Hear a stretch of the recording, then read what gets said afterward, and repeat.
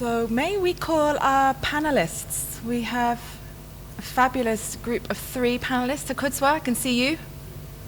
Vanessa, maybe she's still having it. Oh, Vanessa? Yes. And do we have our representative from the ministry, Benin? Do you know? No. Shall I? Yeah, okay.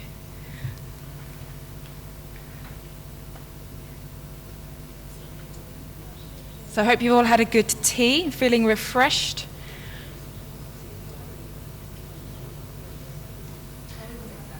I have had the misfortune of learning French in England, and they teach it very badly. So I'm very sorry to our French-speaking colleagues. But fortunately, we have fabulous translators who we all need to applaud at the back of the room. So thank you to them.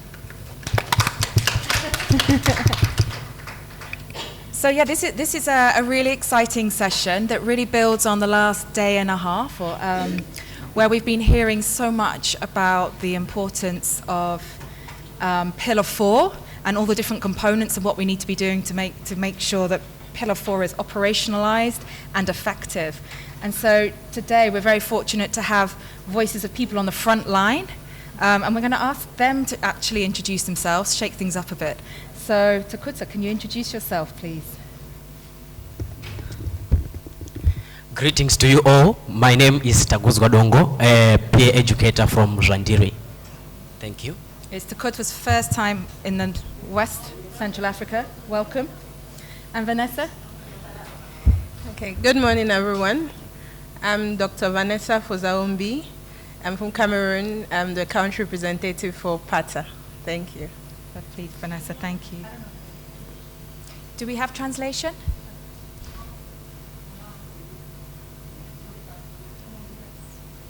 Can you hear us at the back?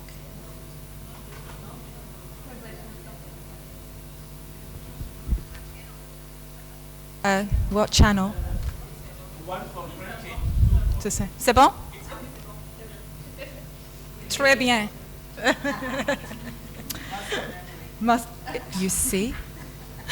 That's where it stops. Okay, so Sally and I are delighted to help facilitate this session. And we're just going to kick off by first asking Takutswa just to really speak about the role of peers in addressing stigma. So we've heard it yesterday and today, and we're all aware of the incredible role that peers are playing across the region in supporting service delivery. But I think something that is much less talked about is the role that peers are playing in stigma prevention mitigation. So it would be really interesting to hear from Takutswa from your perspective in Zimbabwe. Okay, I just want to thank you for this opportunity. Just to introduce myself once again, my name is Takuzwa Dongo, a peer educator from Rwandiri. Just to kickstart the conversation by saying Rwandiri means as I am. So I'm inviting you at this moment to engage with me as I am, interact with me as I am, and hear me as I am. You have heard about what we are currently doing, and as peer educators in terms of service provision for young people living with HIV, and also in terms of addressing stigma and enabling a friendly environment for services of adolescents and young people living with HIV. So we have been addressing self-stigma in various levels, and that is not so much being talked about. So we are addressing stigma at, just to outline the levels, at individual level, at family level, community level, and at national and global levels. So at individual levels, that is when we are giving counseling to our clients, that's young people and adolescents living with HIV. We are counseling them, providing psychosocial support, and these are divided into, I can say, 3 groups. We have trained peers that are young mentor mothers. Those are young mothers that support young mothers. And then we have those who are drug abusers. They support other drug abusers, and we have key populations. They support other key populations in these areas. And also what we do is we assist them to get access to services that they need as young people and adolescents living with HIV. And also we develop strategies to cope with stigma and discrimination as young people living with HIV. Then at caregiver level, we have what we call caregivers interventions. That is when we invite caregivers to the health facilities. We give them information on how to take care of their child, or what is required of them, or what we expect from them as young people living with HIV. So thinking of engaging caregivers, imagine me as a young person living with HIV talking to a mom with a child who is also living with HIV.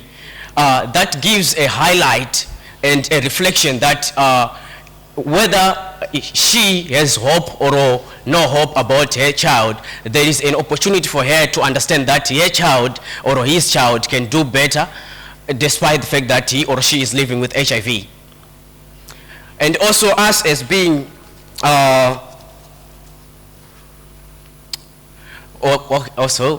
have done films as a research project. These films were advocacy for what we need as children living with HIV and what we expect for them in order for them to create an environment for us that is friendly and that helps us to actually survive and thrive.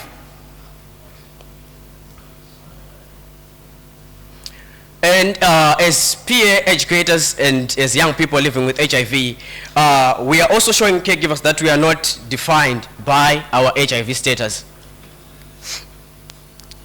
Let me jump off to the health facility level.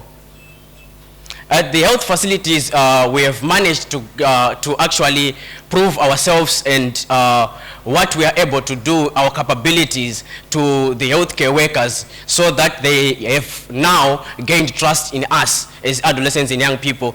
They know what we can do, and they know the areas that we can support in order to improve care for the adolescents and young people living with HIV.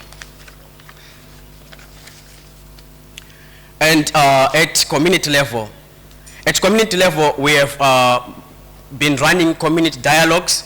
That's talking to community leaders and members what it actually means to be HIV positive, so that they will understand and they will get an insight of what it means for us being HIV positive and what we expect from them, and also to mention the barriers that we face and the impacts of stigma and discrimination as young people living with HIV, so that they increase the support and care whilst changing their perspectives about us as young people living with HIV.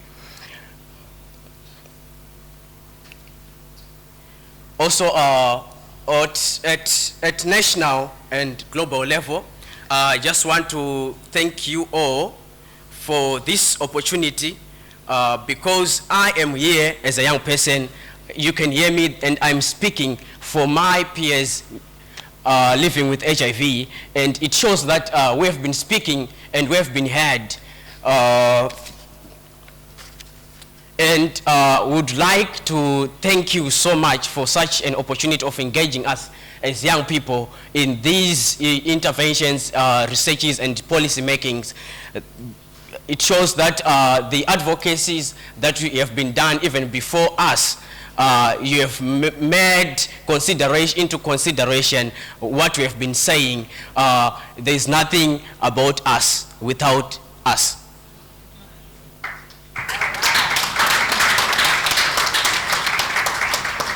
So there is what we need for us to be doing more of this. We feel like our engagement in the support systems and in the Ministry of Health as young people and peer educators in the community, we are making an impact to other adolescents and young people living with HIV. So what we need is just for you to believe in us and give us a chance and opportunities to support and support also to do it. Thank you so much. Thank you, Taku. And again, I'm just reminded, for those of us that work with peers, we're all collecting lots of data to try and demonstrate the contribution that peers are making to viral suppression, to retention, to continuity in treatment. But there's all of this work that Takuds was just talked about, that of how they're impacting very often discrete work. You know, they might be walking into a home, and the work that they're doing with a caregiver and shifting the way the caregiver thinks about the child that they are looking for. How do we measure that? And I think it'd be good to get with our colleagues who are experts on these sorts of things, think how are we measuring those nuances and the impact at that level. So thank you so much for sharing. I know there's also some work around self-stigma that we can ask you, but I'm just going to talk to others first, and then we'll circle back to that. So thank you, Takudzwa. And of course, keep your questions coming. Sally is looking out for those, so we'll be responding to those in a bit. So I'd like to, sorry? Yes. Ryan, thank you for joining our distinguished panel. It's a pleasure. I initially wasn't meant to be on the panel.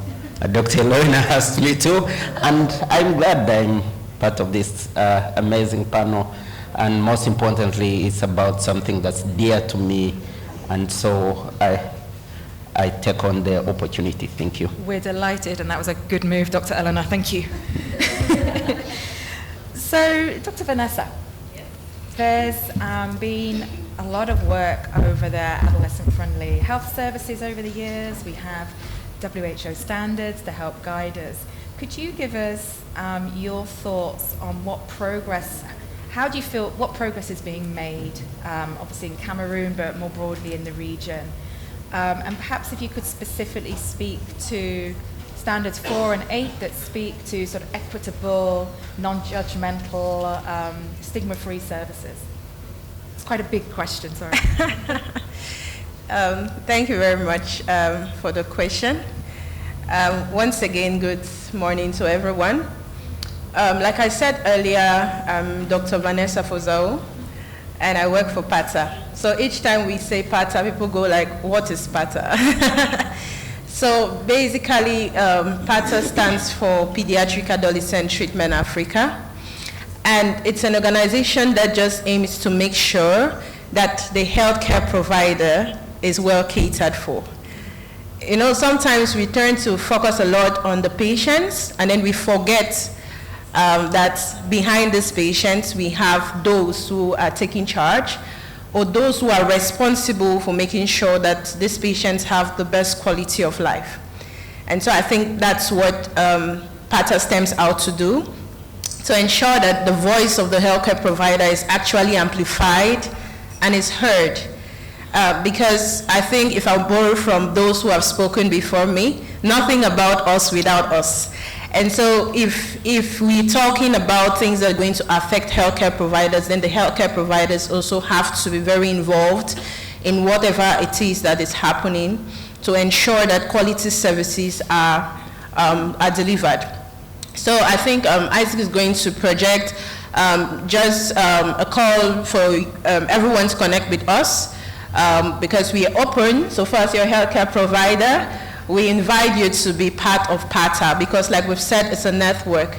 So if you see on your screen, you'll find a sign-up link, you'll find our social media handles, and so you can connect with us and we can chat more about what we're all about.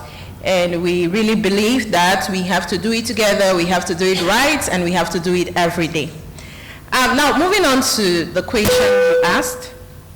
So before coming here, when I read about, we have to make sure that we have enabling, I don't know if you can still hear me. Oh, okay. So we have to make sure,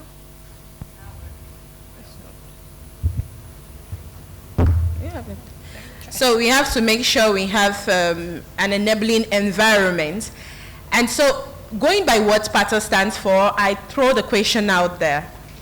And I say, okay, as healthcare providers, what do you think is an enabling environment?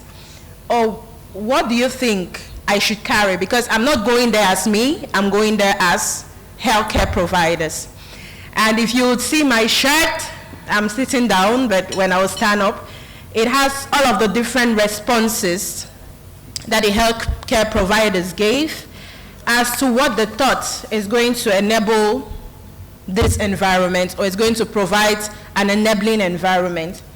And just to speak to a few of those things, there was the talk around holistic care, which is basically what some of us have voiced in the preceding days of presentation, that we have to provide holistic care to all our patients. It's not about me focusing on, oh, he's HIV positive, so I will treat just HIV. What about his mental health? What about non-communicable diseases?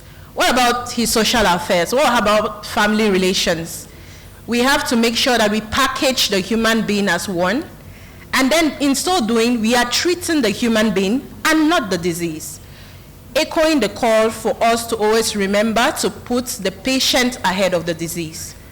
Because a lot of times the mistake is we project the disease and then we forget the patient. And then a lot of things get mixed up in communication, and patients do not receive the kind of care that they expect from us when they come to the health facility. Now, another thing is investing in long-term programming. We have all those beautiful ideas, we have all those things that we are like, oh, I'm optimistic about this, let's just try it out. And then we started 1 day, 2 days, and then everybody seems to just forget about it, and we are moving on to the next thing. Now, the question is, what happens? Because it is the healthcare provider who is left to deal with the patient, and not essentially those who brought the idea in the first place. So you come with all your beautiful ideas, and in 2 days it's not working, and you're moving on, and then the patient keeps coming back to the healthcare provider and say, oh, this is what you promised, or this is what you said you were going to do. So what's happening? And a lot of times the healthcare providers don't have an answer for the patients, because then it seems like the healthcare provider has failed them, when in actual fact, the system failed both the healthcare provider and the patients. So we need to really think around making sure that the programs we bring are sustainable and have a long-term plan. And for this to happen, it means that the healthcare provider has to be actively involved when we are trying to develop these programs. If you're coming to my health facility, involve me, because I will better tell you if this would work or it wouldn't work. The other thing that stood out in the minds of the healthcare provider was that sometimes they are not encouraged to do the work that we expect them to do. We just keep telling them, oh, you have to treat the patient with love. Oh, you have to be empathetic towards the patient. You have to make sure that you provide stigma-free services, and also in a non-judgmental environment. But how do you know what I went through before coming to work? You're not sure. You're not sure if I fought with my husband, or if my kids gave me a hard time in the morning. And if that happens, of course, I will not be in the right state of mind or frame of mind to offer the kind of services you expect of me in the morning. And so we need to pay more attention to the welfare of our service providers. Because if the service provider is not in the right frame of mind, then we rest assured that there is no way he's going to provide friendly services to the patient. Sometimes they'll just pour out all their dissatisfaction or frustrations on the patient. Because remember that a healthcare provider is a human being and not a robot. So he feels, and he has a right to feel. But then we just need you to encourage us and help us to walk through the hard days so that it does not have a negative toll on the patients we are there to take care of. Also, it will help a lot if we have mentors we can look up to.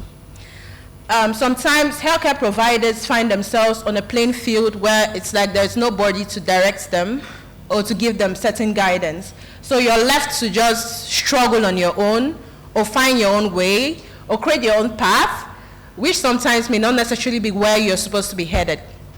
Specifically in this fight, and we're talking about stigma, preventing discrimination and all, we need service providers who have a clear understanding of where they are going to. And that would mean that in our institutions, we should be able to help service providers get mentors, or at least get someone they're looking up to say, oh, if I'm stuck here, this is somebody who can show me how to continue or how to move on. Also, there was a need of language integration in our communication. If we must enable the environments for our patients, then we have to be sure that our patients understand what we're saying. You know, in Cameroon, we have this very common coach of ours, the football coach, who made a statement, and he said, you cannot talk something where you don't know. So basically, he's French speaking, and he was trying to say something in English, which translates to that, if you don't understand or you don't know something, you cannot say it, or you cannot educate somebody about it. Which just goes back to, if a patient walks up to me, for example, and I'm speaking purely French, and this patient is speaking purely English, there's no way that this patient is going to get what I'm trying to say, and then automatically that environment is not enabling enough for the patient. Remember, again, these are just physician or healthcare providers' perspectives of what it's going to take to have an enabling environment. And now I see that you asked us the question, what do we need? Which is something people don't always ask healthcare providers. So we're very excited to see that you asked us what we need. At least what we'll say we need is just your support. Because really, if you listen to all of the responses the healthcare providers gave, you understand they know exactly what they have to do to create this enabling environment, but they just need you to support them and trust them and hold their hands through the processes, and then we'll indeed create that enabling environment for all our patients. Thank you. Merci beaucoup, Vanessa. Wonderful. I mean, I can't recap that. It was fabulous again. But just what my take home from that is you're really, a reminder for holistic care. Mm-hmm. I'm sure many of us trained back in the day a long time about holistic care was kind of such a key part of all of our training, whether we were doctors, nurses, social workers, and then it kind of went out of fashion. And I distinctly remember being told one day, years back, we don't use the word holistic anymore. But it seems to have come full circle, and so thank you for that reminder. And also you're calling for all of us just to put ourselves in the healthcare workers' shoes and remember what we're asking of them. There's a bigger picture, and we need to work together with them, see things from their perspective, and really work on this journey hand in hand. So thank you for that. And it's interesting, you've both made a big call for our support. You both said the same thing. You can do this, you know what to do, but you need our support, whether it's government, funding, other implementers, etc. Thank you. Yes, please. Yeah, and I think just observing the fact that it's something we don't think about. We tell healthcare workers, please create an environment that is youth-friendly or child-friendly, but we don't always explain to them what that means. So I, in my social work head, I'm thinking about what you asked, right, about youth being involved in programming and being involved in their own care and talking about what they need, and then how do we make sure that the youth are able to tell the doctors, the nurses, the social workers what they need, and it seems like a perfect kind of collaboration to make sure that happens. I also appreciate the fact that you talked about mental health. I think both of you mentioned it very distinctly, and it's something that I don't think we talk enough about, and the stigma that surrounds mental health as well. And so I've heard it a couple times, and so I'm excited to sort of talk about that, because we do talk about mental health, and many physicians aren't trained in mental health, and many youth parents, caregivers don't understand what it is and whether they have it, whether they have a diagnosis, whether they're depressed, anxious. So it's really about education and capacity building. So it's exciting to see that we may be able to create these connections between the helping professional and the youth or patient, but also recognizing that we also need self-care for all of us, mental health care, both for the caregivers and professional doctors, nurses, social workers, but also for our youth and caregivers and patients. Thanks. Back to you, ma'am. Thank you, Sally. Big shout out for mental health there. Brian, this is so unfair because you were pulled on the last minute. So you can take this however you like. You've got this. I'm going to put it quite broadly to you. You've got a room here full of Ministry of Health representatives, funders, other implementers, young people. Thinking about Pillar 4 and the broad kind of goal, what do you think, where are things going well and how can we involve communities more? What would you like to see and what do you want to ask people here? It's very broad. Thank you, Nicola. My name is Brian, and I'm a program officer with the Elizabeth Glazer Pediatric AIDS Foundation, Uganda. With your question, they say we answer questions with questions, and I would answer it with who counsels the counselor? Right.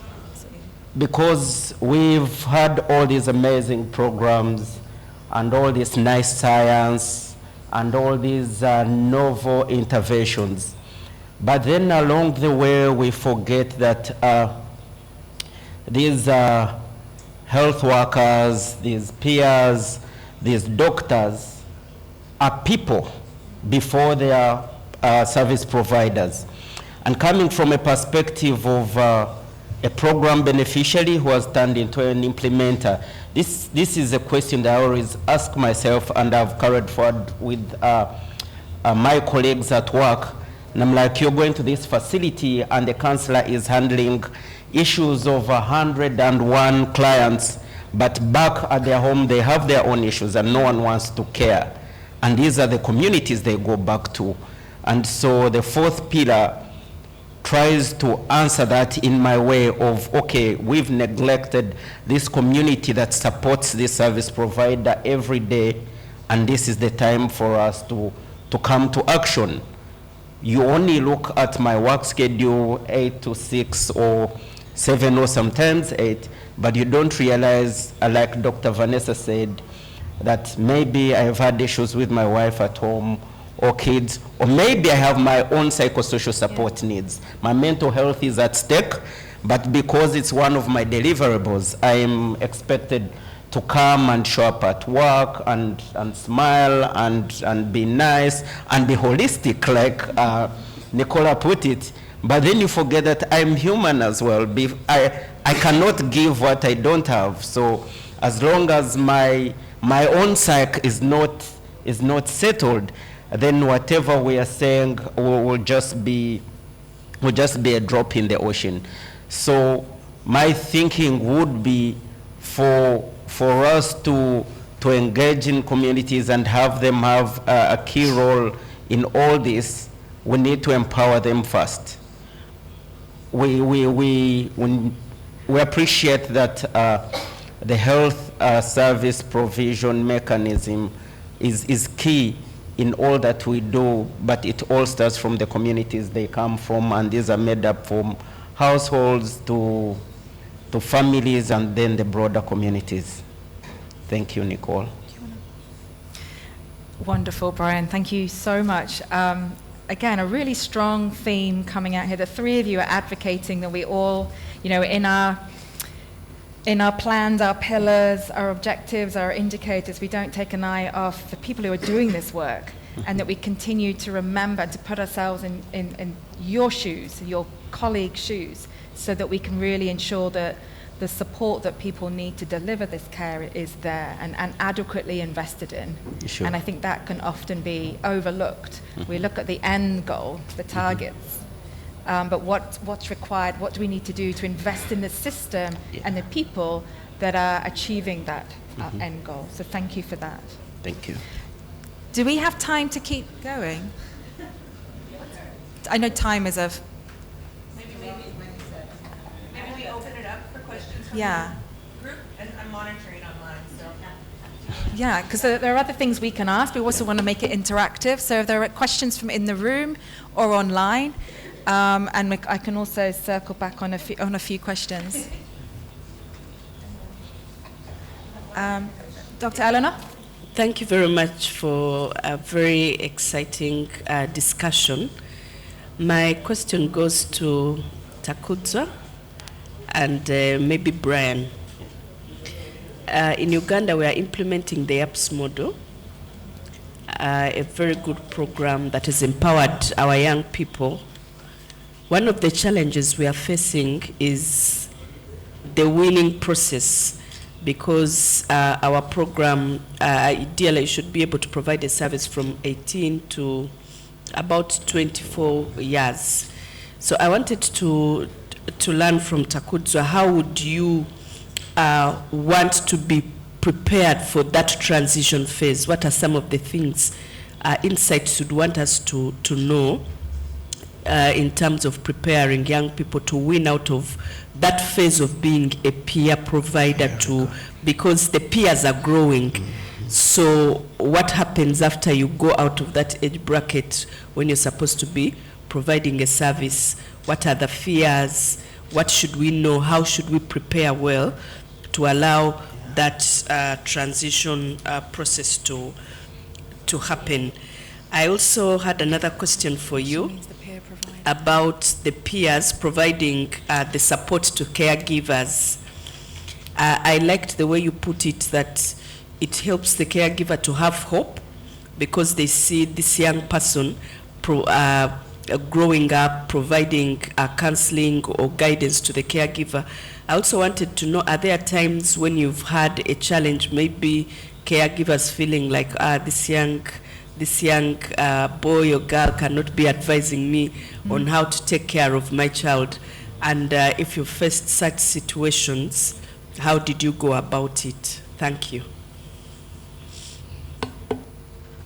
Thank you. Over to you, Taku.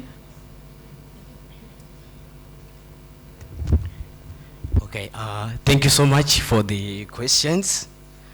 I need to answer the second question first.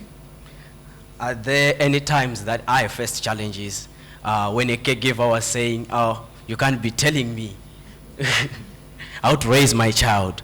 So it goes like, as a young person living with HIV, giving support to other young people living with HIV, it means I have an experience of what we go through as young people living with HIV.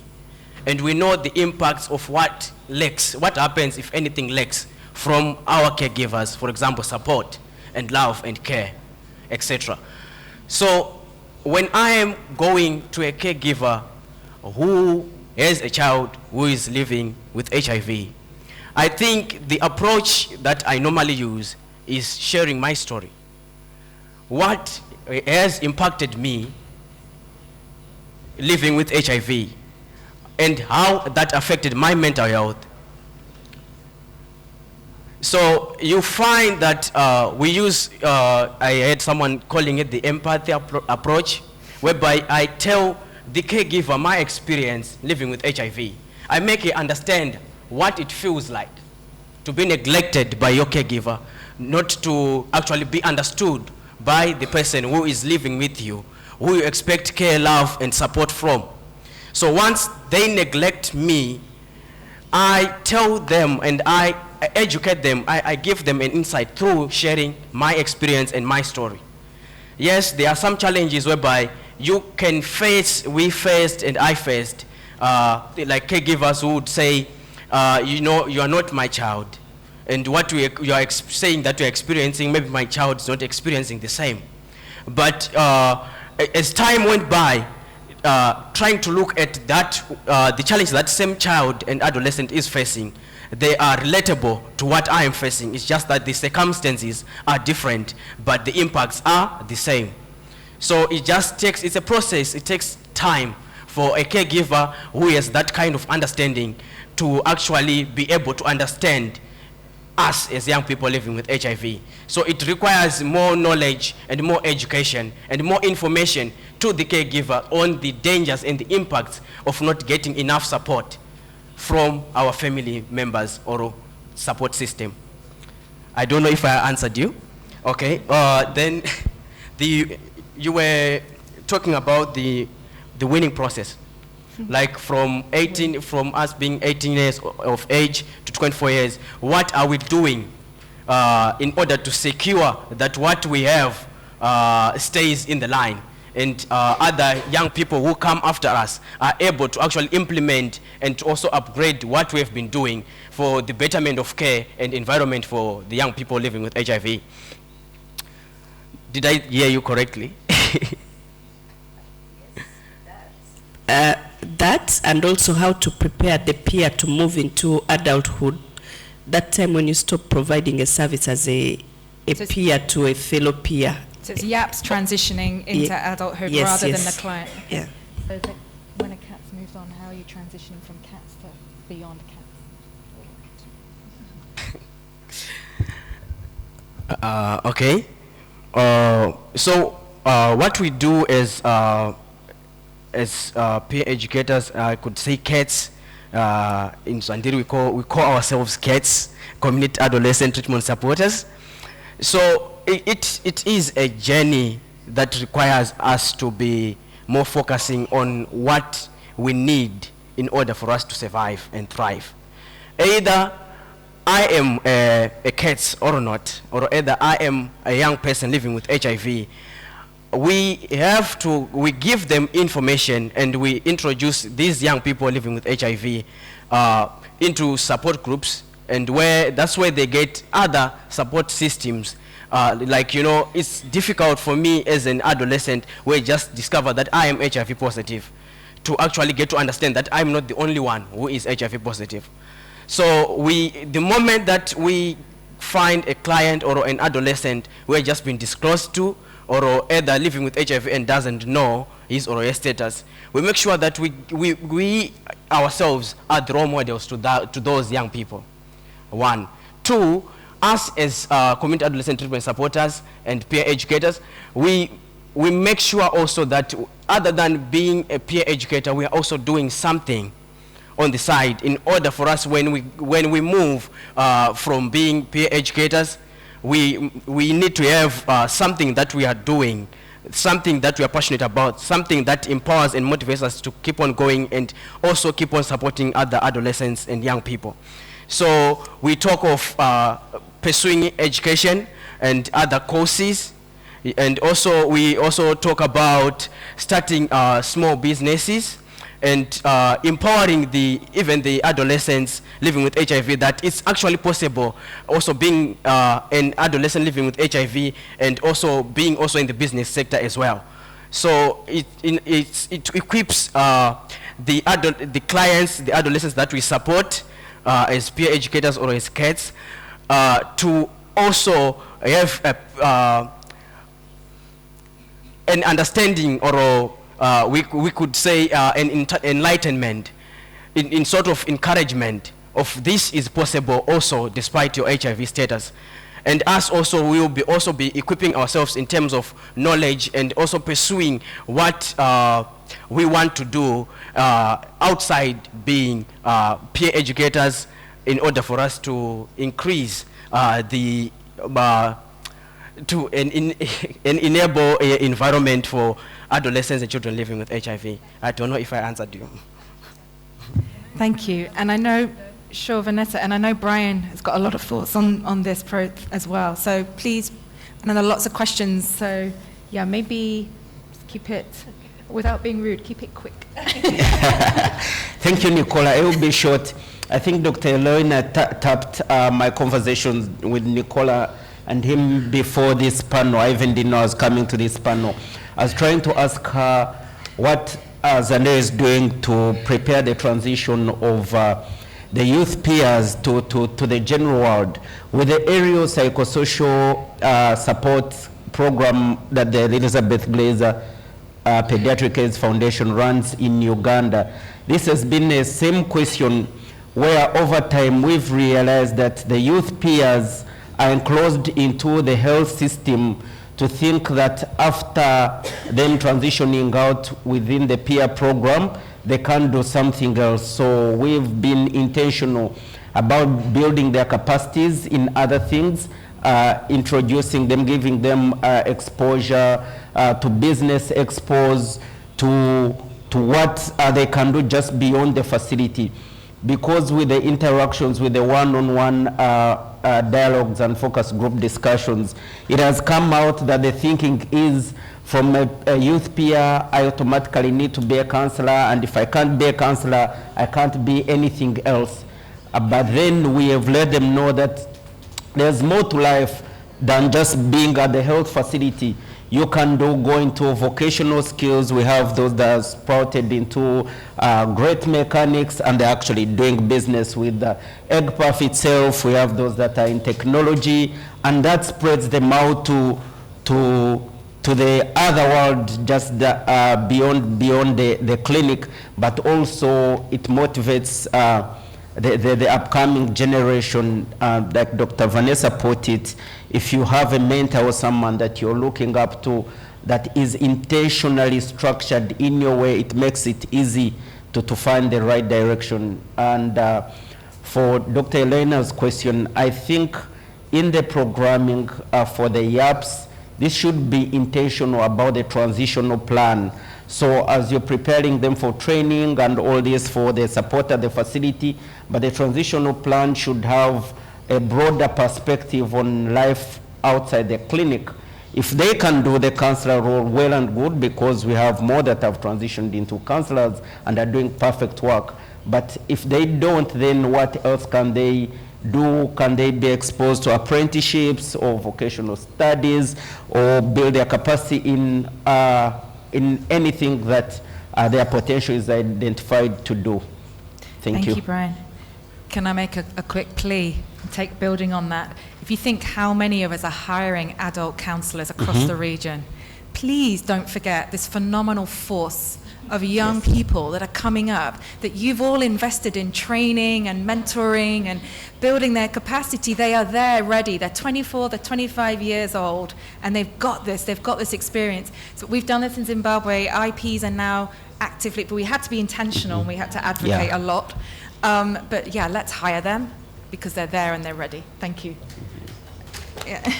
Vanessa, a quick one? Yeah, so just to say in line with what you said, in Cameroon, that's what's working. Just to engage mostly the community-based organizations who work hand in glove with the health facilities. And we start introducing these peer supporters to them. Now, for the peer supporters who are interested in pursuing the route of counseling, they are integrated into that system, and they start working already with this community-based organizations, such that when they're transitioning out of that space, they already have a sure employment. Another thing we're helping them to do is to write CVs. Yes, exactly. A lot of them don't have CVs, and it's quite embarrassing. And when you ask them, why don't you have a CV? Auntie, what should I write? But they're doing a lot. They just need our guidance as service providers to help them pen down what it is they've done, just to have something they can show that can also expose them to the job market. I'm sure a lot of them will get, just by doing that, we have had a lot of our peers get jobs that are helping them. Then we do a lot of career orientation, like Brian said. So sometimes during the support group sessions, it's all about career path and bringing them closer to us, especially those that are our peers, because they work so closely with the healthcare providers. We just try to understand what is your path, where are you headed, what do you want to achieve, and then we better guide them to see that at least they're doing something that's going to get them to where they want to get to. Thank you, Vanessa. Another question? Thank you. Again, my name is Akobo Mujtaba. I'm from Chai, Nigeria. Thank you so much, the organizers, for this really, really insightful session. I think just harping on a couple of things that have been said, especially with regards to just the care for caregivers, but I think especially the care for the healthcare providers themselves. That's what I really want to talk about just a little bit. And while the session was going on, right, in my head I'm thinking about this and I'm realizing clearly there are, I would say, factors that are intrinsic and extrinsic to the HIV program. So let's say for intrinsic to the HIV program, yes, the healthcare workers are there. We need to provide them with the knowledge, with the tools, with the materials, and whatnot to deliver good services. And if we don't, that's a problem. But extrinsic are things that I think Vanessa and others have mentioned.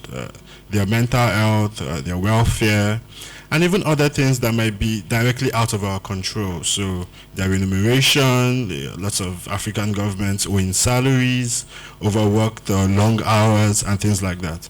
And even though those are not within our control, we do need to still optimize to ensure that service delivery can be as efficient as possible.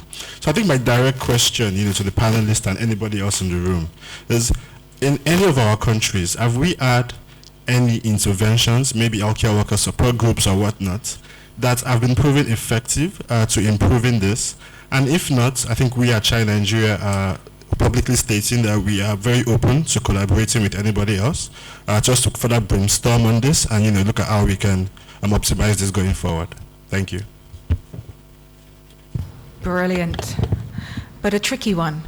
Okay, well, do we have a response? Oh. So I'm wondering, to any of our panelists or anyone in the room, I think we really want this to be interactive. It's related. Do you want to add? Go ahead, yeah.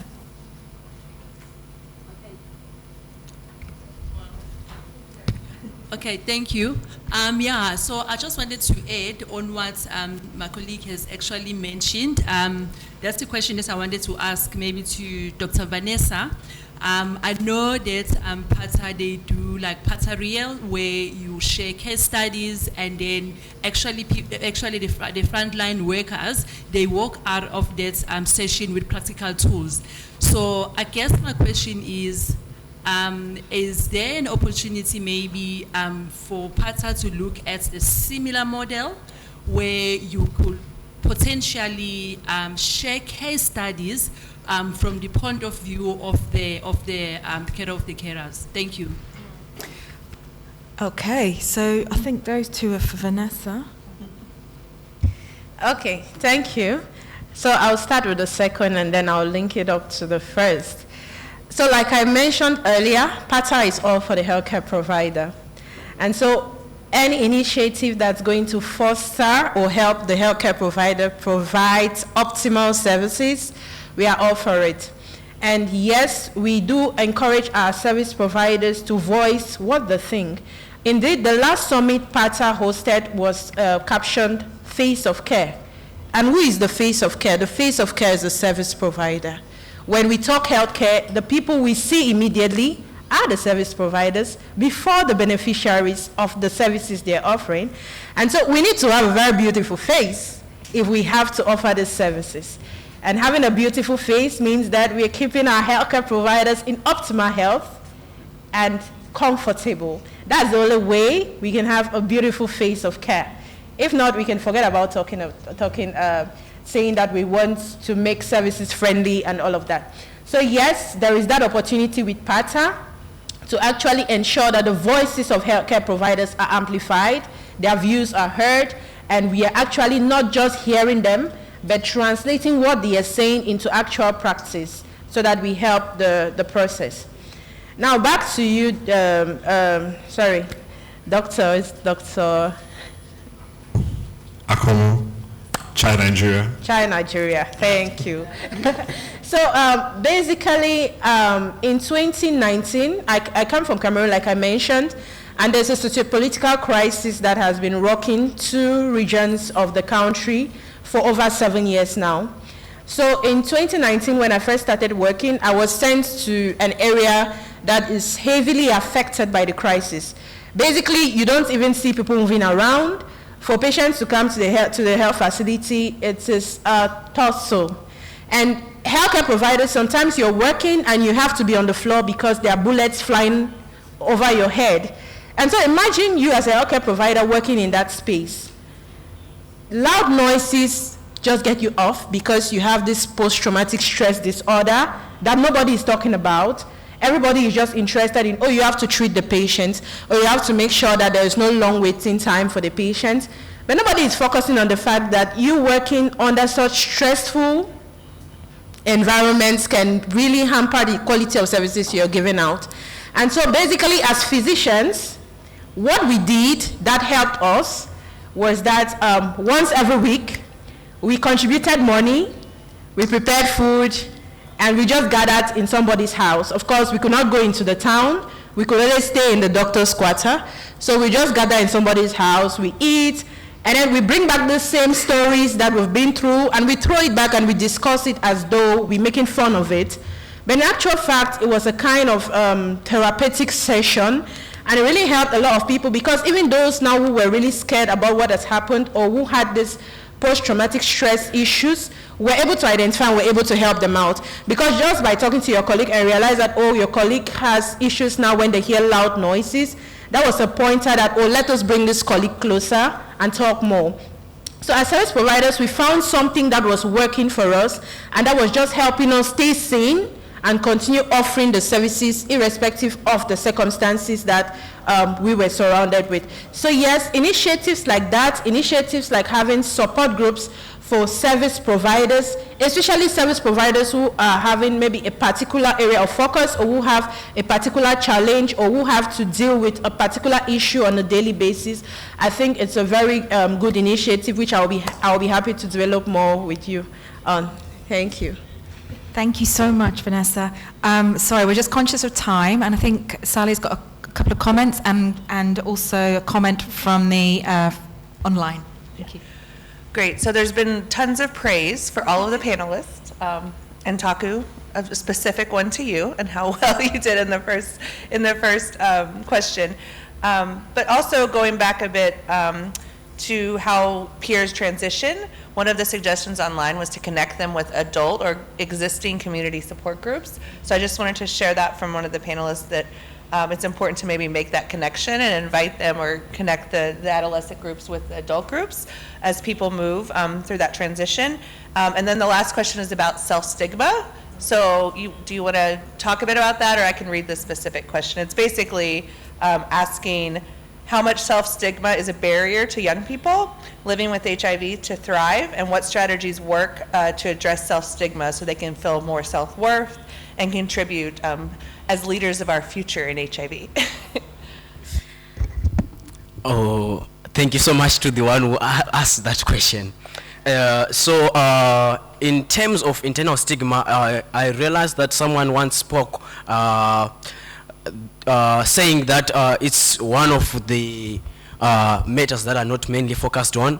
People are just focusing from external stigma, on external stigma, not internal stigma. So let me answer by saying this quote from Byron Katie, which says, thoughts are harmless unless you believe them. So there are a lot of beliefs around HIV that adolescents and young people and people living with HIV have when it comes to HIV and AIDS. So there is an intervention that we came up with as Zandiri and Beyond Stigma, which is called Wakakosha, I'm Worth It. This intervention, it helps and equips adolescents and young people to be able to question and inquire about their beliefs around HIV. So let me say, for example, the issues to do with shame, worthlessness, and I could say all the fears that we have as young people around HIV. Let's talk about disclosure, our bodies, every negative belief that we have about ourselves because of our HIV status. So the work is an intervention that uses inquiry-based stress reduction, which we use to question every stressful thoughts around HIV and every belief, every negative belief that we have about our HIV status. So this intervention has been introduced to kids and caregivers of young people living with HIV, but it was first introduced to young people living with HIV. And it has brought up very exciting and very impactful results. And I was part of the Wakakosha program. One of the 30 that it was introduced to, 30 young people that it was introduced to. And trust me, it has had a positive impact on me, because I thought I had actually accepted my HIV status. But during the Wakakosha program, I managed to realize that there are some beliefs that I still have about being HIV positive. There are some areas that I'm being limited by my HIV status, but yet I'm there supporting other adolescents and young people, which means that I am ignorant about my HIV status and also my beliefs around HIV status. But the Wakosha intervention, it helps us and equips us in terms of dealing and managing stressful thoughts around HIV that we have as young people living with HIV. So it has been collaborated with music, creativity, and art. So all these and IBSR, it equips us and enables us as young people to be able to express ourselves and express what we feel, and to have another perspectives when it comes to our beliefs around HIV status. Because when you're HIV positive, you can mainly focus on what HIV is doing to you, and you won't be able to separate yourself from your HIV status. But this intervention, it allows us as young people living with HIV to be able to identify who we really are despite our HIV status. So this is a very impactful intervention that we have been carrying out. If you have any questions about this intervention and how it's going, you can see me after, for the sake of time, so I can give you and tell you more about it. Thank you so much. Thank you, Taku. I happen to know about Wakakosha, and he's been very humble. It wasn't introduced to them. They actually co-created it. And it's research-based, the way it was developed, and working with Beyond Stigma. And this is all now being rolled out, we hope, and replicated under the Global Partnership, also as part of Pillar 4 working group. So yeah, he's the man if you want to know more about self-stigma. And I know there were some questions about caregivers earlier and yesterday. They have also just tried it with caregivers and found the most profound impact on caregivers of the young people living with HIV around self-stigma and shame. So he's your man. Okay. Yeah. Nicola? Yeah. Maybe a quick one, sorry, I know we're short of time, but a quick one about the self-stigma. We have seen it also compromise the caregiver support for their children. And we agree most of these children live with caregivers who are not their biological parents, and some of them are not comfortable associating with an HIV positive child. They don't want to be seen at the facility because they think the community will think they are equally HIV positive. Yeah, but we can carry on the conversation during the lunch break. Thank you. Absolutely, thank you so much. And again, I think someone said I think it was just yourself, the critical role that caregivers play in outcomes for kids. And so all these interventions that we can really really work with caregivers on help the caregiver and of course the outcomes for the young people. Thank you for that. I'm fairly sure we are running over time. I don't know what we're supposed to do. Yeah, Maybe not, but I don't think we'll wrap up. do you want, yeah. Just want to thank our extraordinary panelists. Thank you so much. I think they've really done a lot of advocacy from the front lines there, and given us a lot to think about as we move away. And thank you, Sally. Just quickly, how do you spell the Wakakosha. Yeah, how do you spell? You can tell me in a minute. I'll Yeah. I have a good question. Okay. Wakakosha. WAKAKOSHA. I'm worth it, or we're worth it. All right. Yeah. There's a song, there's a lot of material online, poems, letters. WAKAKOSHA. Yeah. Perfect. Wakakosha. Thank you so much, everybody.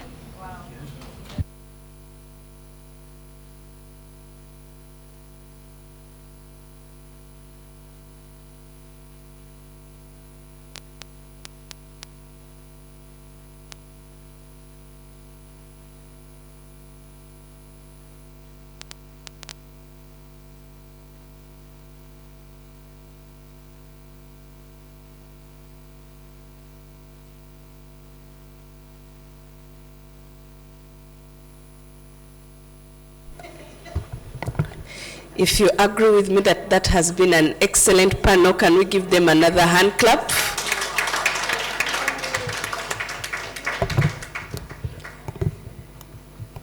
Nicola, I feel like going back with your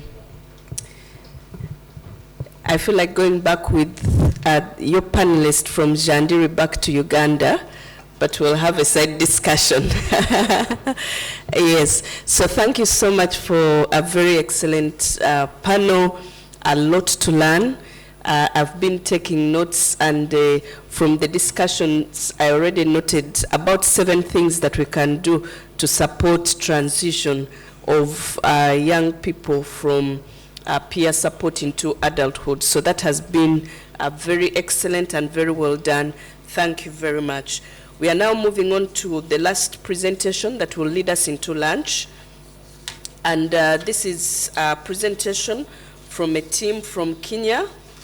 They will be sharing with us what they've been able to do to implement the Global Alliance. They will be sharing with us their learnings, insights into the implementation of the Global Alliance towards ending AIDS in children by 2030, an experience from Kenya. And this presentation is going to be done by 2 people, Dr. Nelly Pato, who is the PMTCT team lead at NASCOP in Kenya, and also Grace Rabut, Dr. Grace Rabut, who is the program officer in charge of pediatric HIV services in Kenya. May I please confirm if you are online, Grace and Nelly?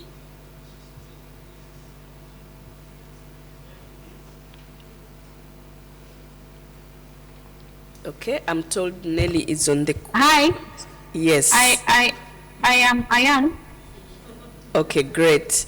So you're very welcome, Nelly, and I'll hand it over to you to lead us into the presentation. If you could use about 10 minutes so that we can reserve the 5 minutes for some questions from the team. So over to you, Nelly.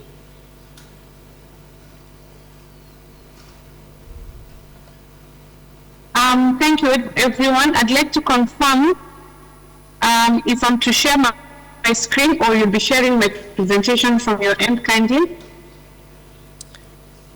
Isaac is projecting them, but in case you already have them open, you can go ahead and share your screen.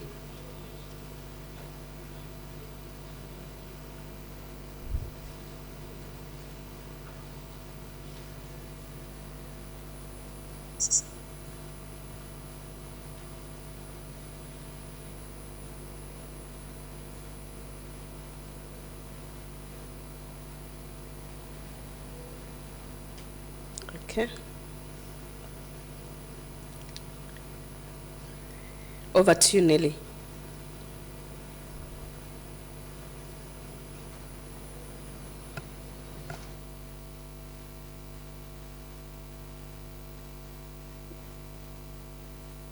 Good afternoon, everyone. My name is Dr. Nelly Pato-Dindi. I'm the PMT program lead in Kenya.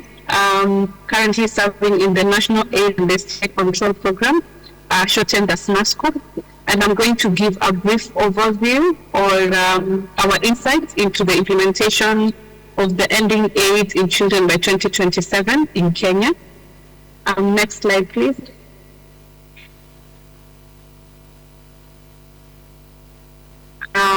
So this is the title of my presentation, Insights into the Implementation of the Global Alliance Towards Ending AIDS in Children by 2027. And I'm going to give us our Kenyan experience. So I've put our logo there, which says, Wakati ni sasa, let's end AIDS in children. And this is the, I don't know if I should call it a motto or the theme that we have been running with since we developed our Kenyan plan to end AIDS in children last year. And we are running with this theme until 2027 with the objective of ending AIDS in children. Next slide, please.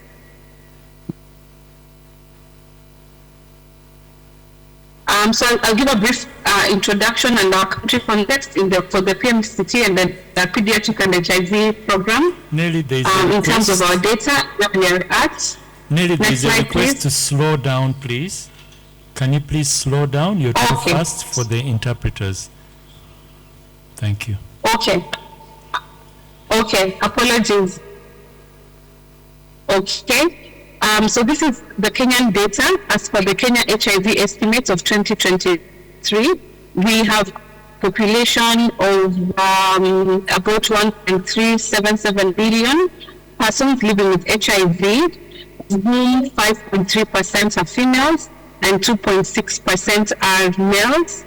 And out of the 1.377 million, we have 67,869 who are children of the age of 0 to 14 years, and the adults make up the rest of that population.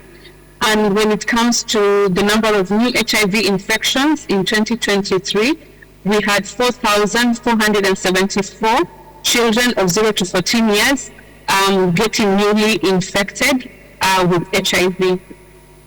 Next slide, please.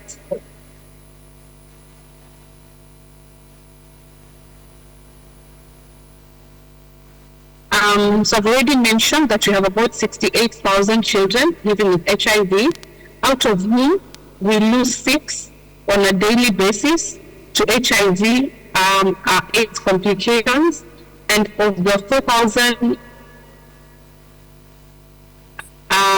plus children that I've mentioned to be newly infected with HIV, we have 12 of them being infected on a daily basis.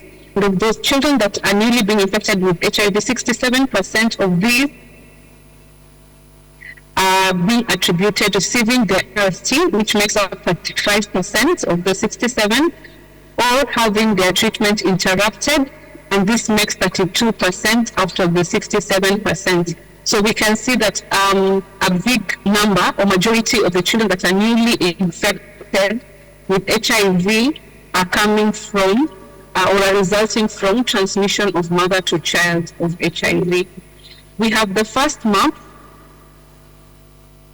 that's in the center that is showing our coverage for the BTG regimen, which is the optimal regimen currently for children living with HIV. And this varies across the 47 counties in the country.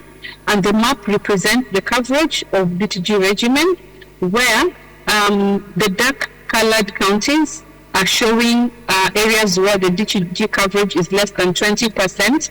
And as the color gets brighter to the very light one, we have counties that have got more than 90% of children being optimized on the BTG regimen. The second map, that is titled Mother to Child Transmission Rate, shows the mother to child transmission rate across the country in the 47 counties with a national MTCT rate of 8.6%. Again, this varies across the counties, where the colored counties have got a higher MTCT rate, and as the color gets brighter or lighter, the MTCT rate gets lower. So you can see very few counties having an MTCT rate of 5 to 10%, and currently we have 2 counties that have got an MTCT rate of below 5%. Next slide, please. This is the trend of the MTCT rate over time. We took a dip in 2015 after we reviewed our guidelines and having the test and treat option. And then we've steadily we went up again in 2017 to 11.5, and we have steadily been coming down with the current rate of 8.6%. Next slide, please.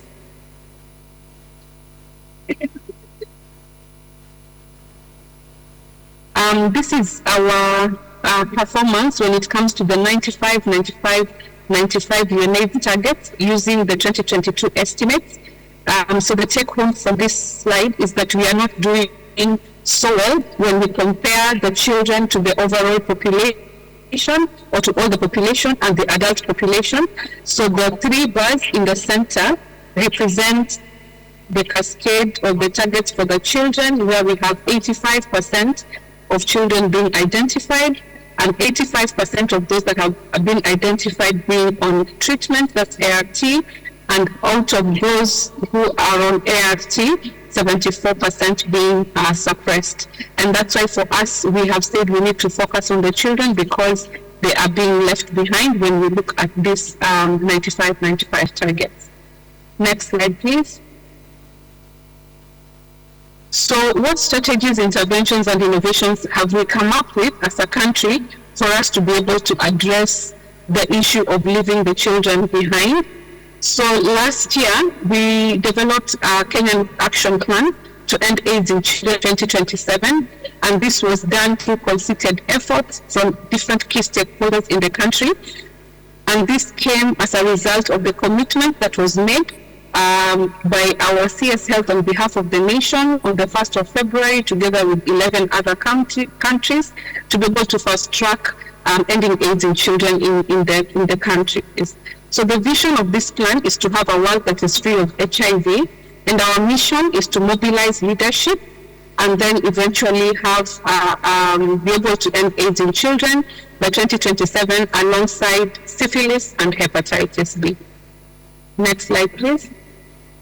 So the strategic interventions that we have come up with in the plan are 6, and we're looking at addressing vulnerabilities and inequalities that sustain the new infections and impede progress.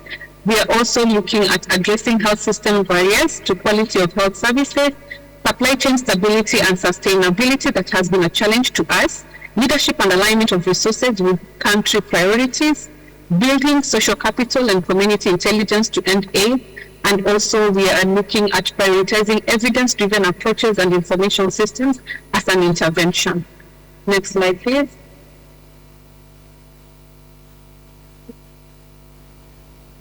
So how have we been able to implement the plans? So I've already mentioned that we developed the plan last year, and it was launched. That's the photo on the left.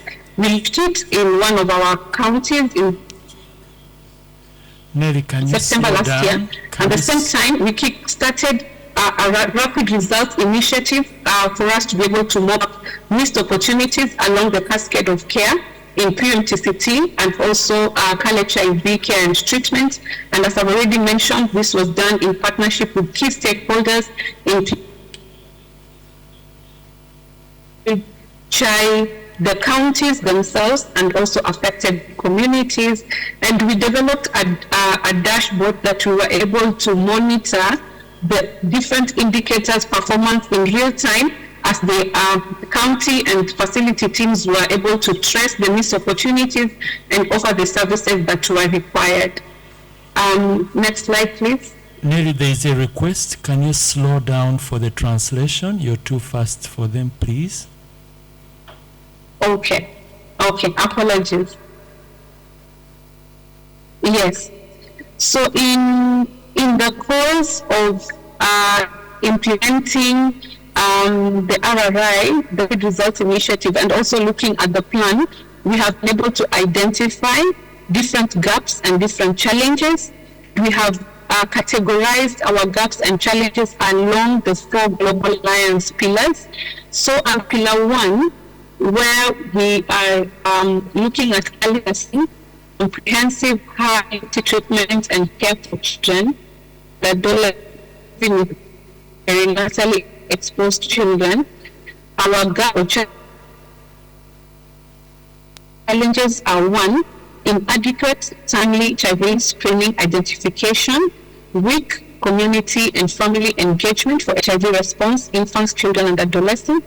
We have suboptimal quality care for infants, children, and adolescents, and then geographical subpopulation inequalities in service accessibility quality. And for this challenge, the one for suboptimal or geographical and subpopulation inequalities, this challenge cuts across all the 3 pillars. In pillar number 2, where we're looking at closing the treatment gap and optimizing continuity of treatment for pregnant and breastfeeding women, we have suboptimal identification leading to late initiation to care. We also have suboptimal retention, weak infant mother-infant care, longitudinal follow-up and psychosocial support. We have commodity stockouts and inadequate coverage of response platforms. And as I've already mentioned, I will not repeat the third one that cuts across all the three areas. Pillar number 3, where we're looking at prevention of HIV infections among pregnant and breastfeeding women, we have low levels of integration of prevention interventions in routine services, fit testing, HIV tests, self-testing, PrEP, assisted partner notification services, epidural ring, GBV screening, and contraception for pregnant, breastfeeding, and adolescent women. Then we also have suboptimal STI programming that includes screening and management of syphilis and hepatitis B among pregnant and breastfeeding women. We also limited data to inform decision making on AYP programming. For pillar number 4, we're in rights, gender, equity, and the social structural barriers that hinder access. We have got high numbers of GBV and IPV with suboptimal concurrent programming. HIV-associated stigma and discrimination is still a challenge to us, and we have insufficient implementation of existing HIV response and policies, unstable commodity supply chain that has got a high donor contribution, and then the other one that's cut across where we have disparities between geographical and population, and then we have low political and community leadership engagement, and also our collaboration with the faith-based community is still suboptimal. Next slide, please.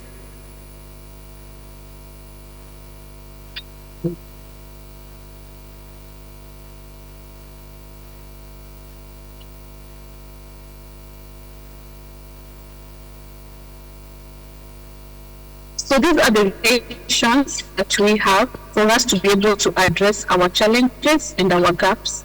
The first one is we need to address the vulnerabilities and inequalities that sustain the new infections and impede progress by subpopulation and geographies. Then we also need to close all the bottlenecks in the diagnostic systems, commodity security, health workforce, and of health services. We need to renew partnerships, enhance systems, leadership, and align resources with country priorities and foster development. We need to look at our data and have data-driven approaches and information systems. We have got a strong science-led HIV response at all levels. And then last but not least, have social accountability through community-led interventions and accountability of any agenda.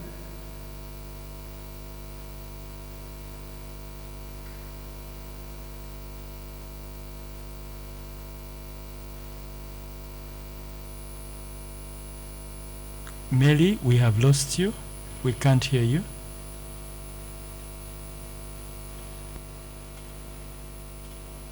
Okay.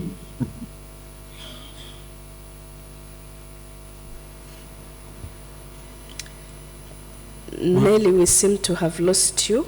Are you still there?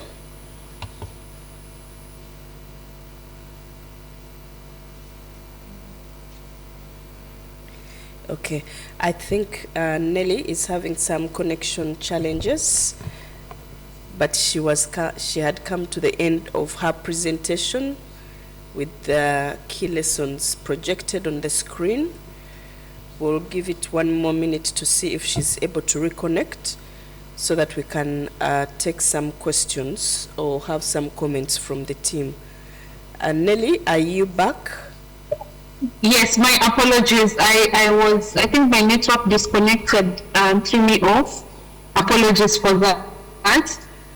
Yes, so we were able to have the rapid results initiative where it was we had this activity being done across the 47 counties, and we had several activities that we actually engaged in, and we started by building the capacity of our healthcare workers.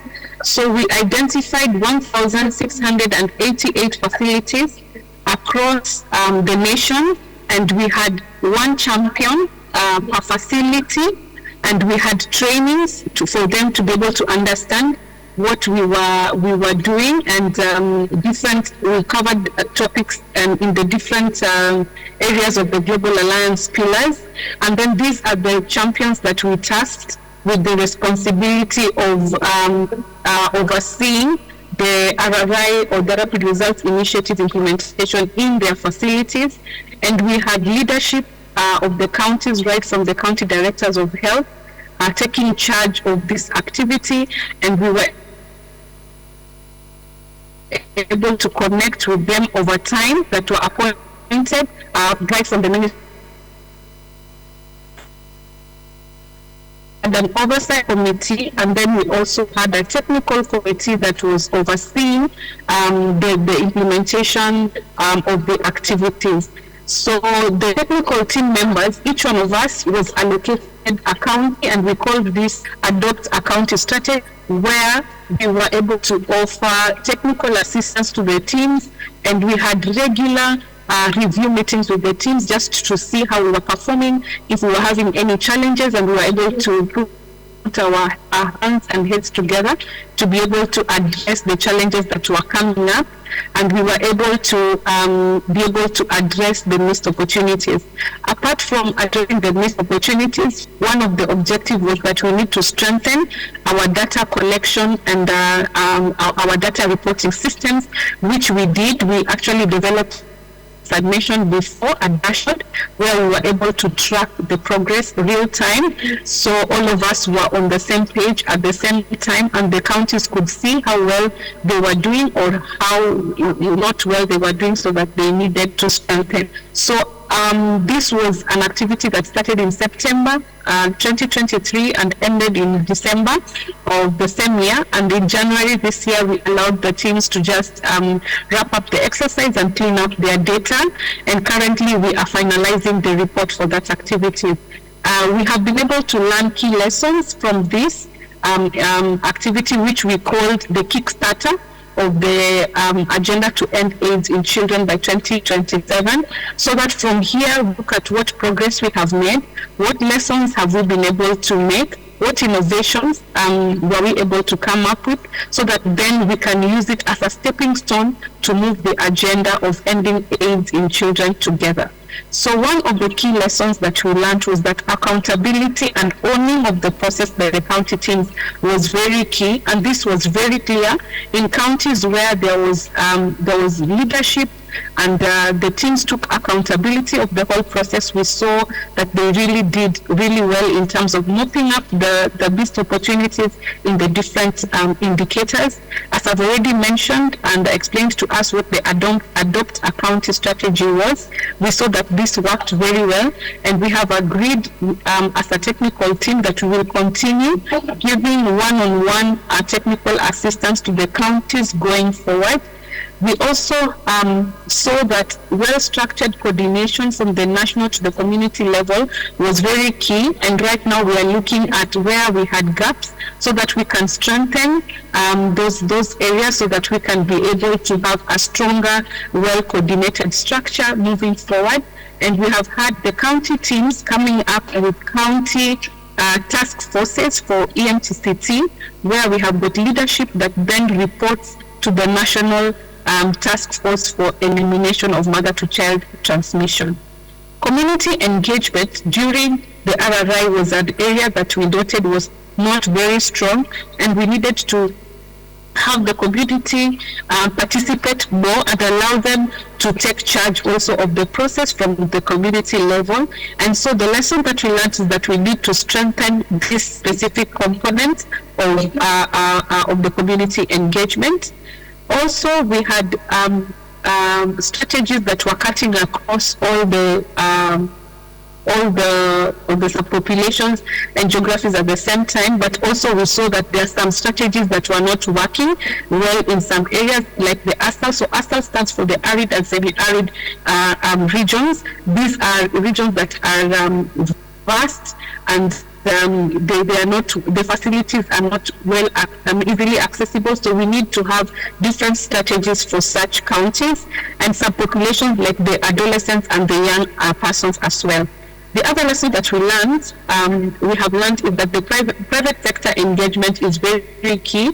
So we have private practitioners and we have the private sector as a whole,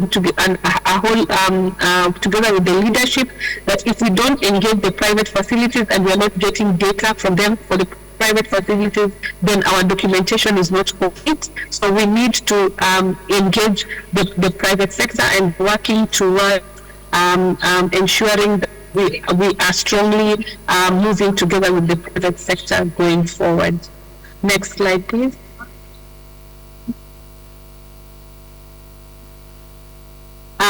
So going forward, or our recommendation after this experience is that we need to continue having regular review and best sharing meetings with the counties, and we have started doing this, and we are seeing a lot of contribution that is helping us to forge our way forward to that.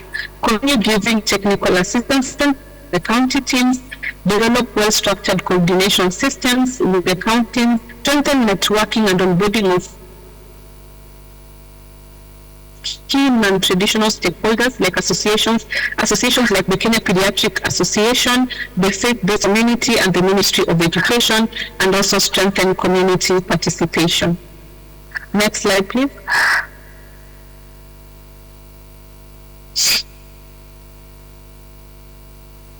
Yes, the support we need from the collaborative, the learning collaborative, is that we get in and we actively participate in the learning collaboration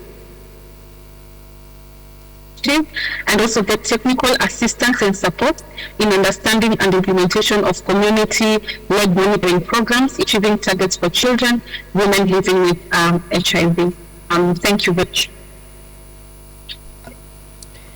Thank you very much. Let's appreciate Nelly for that very rich presentation on what Kenya is doing for the Global Alliance. Thank you so much. There are the contacts for the team, and these slides will be shared. Do we have any quick comments, maybe a maximum of 2 before we get into lunch? Any comments for Nelly? Any reflections, questions, comments?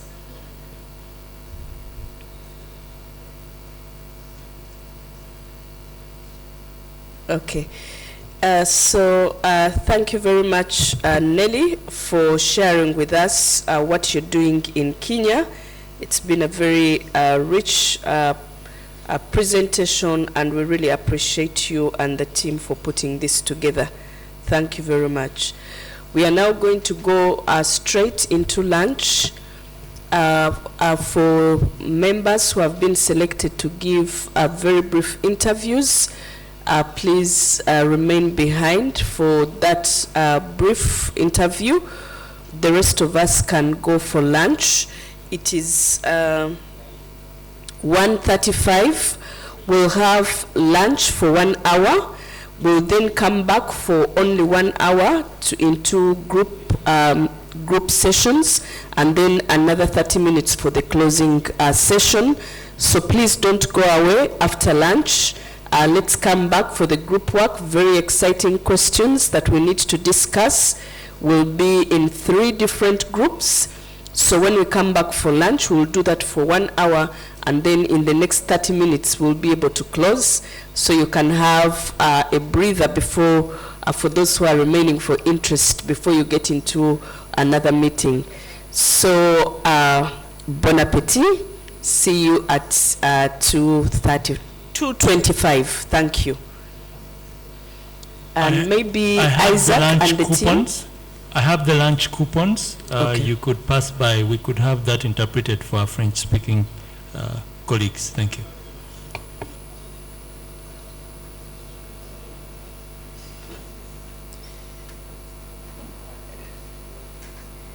Maybe the person with the lunch coupons can just stand by the door and hand them over as people walk out. So please, the media team, I think we should be starting with the first person that we are going to interview so that we don't lose time. Thank you.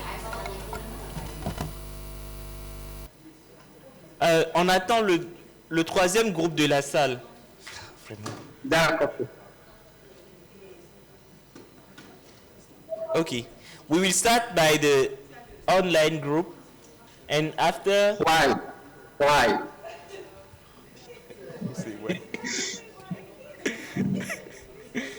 Okay, we will start by the online group, after the two English group, and we will end by the French group. Okay. Ok, Rodrigue, tu pourras nous présenter ta synthèse. À toi la parole. D'accord, ok. On n'a pas eu le temps de faire un PowerPoint, donc je vais le faire ici, et après on pourra faire une écrite pour envoyer au comité. Alors, relativement donc à la première question, il y a une unanimité sur le fait qu'on peut atteindre donc cet objectif, mais quand même il y a une question qui est posée intéressante, qui est que cela aussi dépend de la nécessité d'avoir un état des lieux. Parce que nous n'avons pas encore d'informations précises sur le niveau de contribution connu aujourd'hui. On sait qu'il y a beaucoup d'apports de la communauté, notamment un exemple qui a été donné sur le rôle essentiel que les médiateurs et les pères éducateurs jouent dans l'accès aux soins, aux services et aussi dans la mobilisation des ressources. Mais un état des lieux beaucoup plus précis permettra de savoir où est-ce que nous en sommes aujourd'hui en termes de pourcentage pour mieux orienter les actions pour la suite. Pour ce qui est donc de la question 2, en termes de contribution, premièrement, l'idée c'est de dire que si nous voulons atteindre cet objectif, il faut donner un peu plus de place aux acteurs communautaires dans les différents cas de décision, les différents éléments. Et dans acteurs communautaires, il y a nécessairement le jeunes ou l'organisation de jeunes, d'enfants et adolescents avec le VIH, pour pouvoir guider les différents acteurs, différents partenaires pour une meilleure compréhension des enjeux et défis qui sont rattachés donc au pilier 4 de l'Alliance mondiale, les questions de stigma, discrimination, équité et autres. L'autre élément, on peut ajouter aussi la question de l'investissement, de comment mettre un peu plus de moyens d'accompagnement pour les acteurs communautaires pour être beaucoup plus solides, pour capter les financements directement. Et un autre point final, c'est que notamment dans la question de l'état des lieux, identifier les structures communautaires où on a des modèles de soins qui fonctionnent, qui sont innovants, qui sont percutants, qui donnent des résultats évidents, qui pourraient donc être des éléments qui pourraient être répliqués auprès d'autres entités communautaires pour améliorer les pratiques et puis valoriser ce qui est fait. Donc voilà un peu les différents éléments de contribution que j'ai réussi à synthétiser en remerciant chaleureusement les uns et les autres en ligne pour leur disponibilité, leur intérêt et leur contribution. Si j'ai oublié quelque chose, j'espère qu'ils ou elles pourront réagir pour faire des compliments. Merci, je reste à vous la parole. Merci beaucoup. Bon, peut-être avant de passer à la salle, est-ce que ceux qui sont en ligne, Rodrigue a fait un compte-rendu fidèle? Je vous laisse juste une minute si éventuellement vous avez des compléments sur le rendu.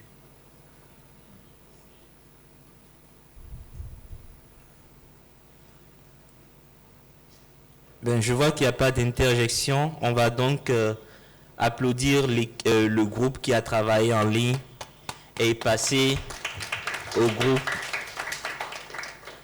Et revenir maintenant dans la salle. Alors, dans la salle, les deux groupes anglais ont dit qu'ils ont des présentations qui sont préparées. Donc, on va commencer par le premier groupe. Bon, c'est vrai qu'on n'avait pas nommé premier, deuxième, mais on a la chance d'avoir un seul homme parmi... on a la chance d'avoir un seul homme sur les trois. Donc, on va laisser la parole d'abord au monsieur pour présenter le compte-rendu de leur groupe.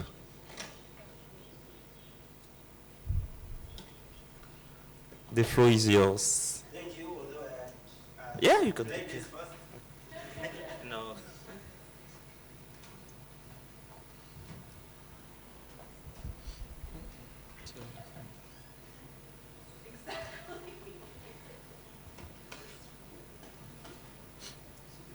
This is, yeah.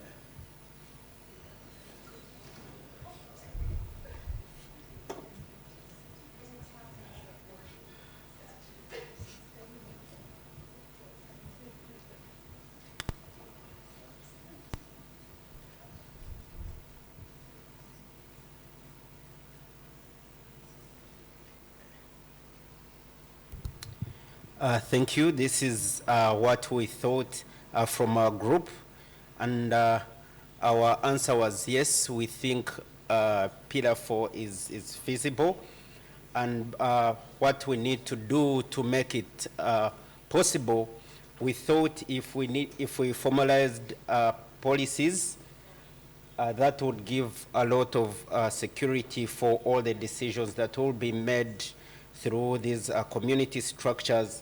But then we also realized that most of these community health systems and the people who support them have been working through unprofessionalized remuneration, through what we all have known as stipends, instead of salaries like their healthcare worker counterparts. And so we thought if we professionalize this and do away with stipends, this will be one of the enabling factors. And with M&E, to make sure that we are able to account and be accountable to the work that we all do through the community health strategies, or what we think we are suggesting for the community. We need tools, but not just tools. We also need to digitalize them and have them synchronized with both the systems that our healthcare system is using, so that we don't have divergent reporting or parallel reporting lines. And also we appreciated the need to enhance the knowledge of these community health workers that will be doing all this work through strengthening their capacity and trainings, but then also continuing to fund these civil society organizations and community-based organizations by the government, but also through our main or funding agencies, for them to be enabled to carry on the work.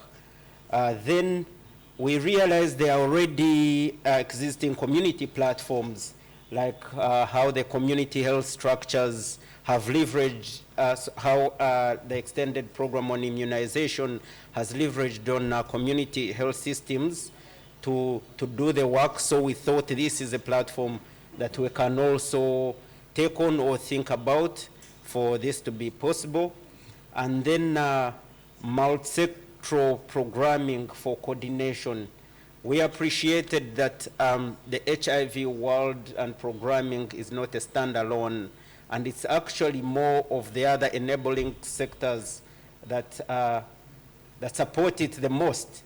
But then we appreciated that the other sectors are not being involved. I mean, when we have meetings like these, or PEPFAR COP meetings, or maybe any other funding agencies, all we do is invite the Ministry of Health and health workers, but then we have the ministries of gender, we have the ministries of education, where these children and young people spend most of their time not involved, and in the long run we miss out on having their contributions to this.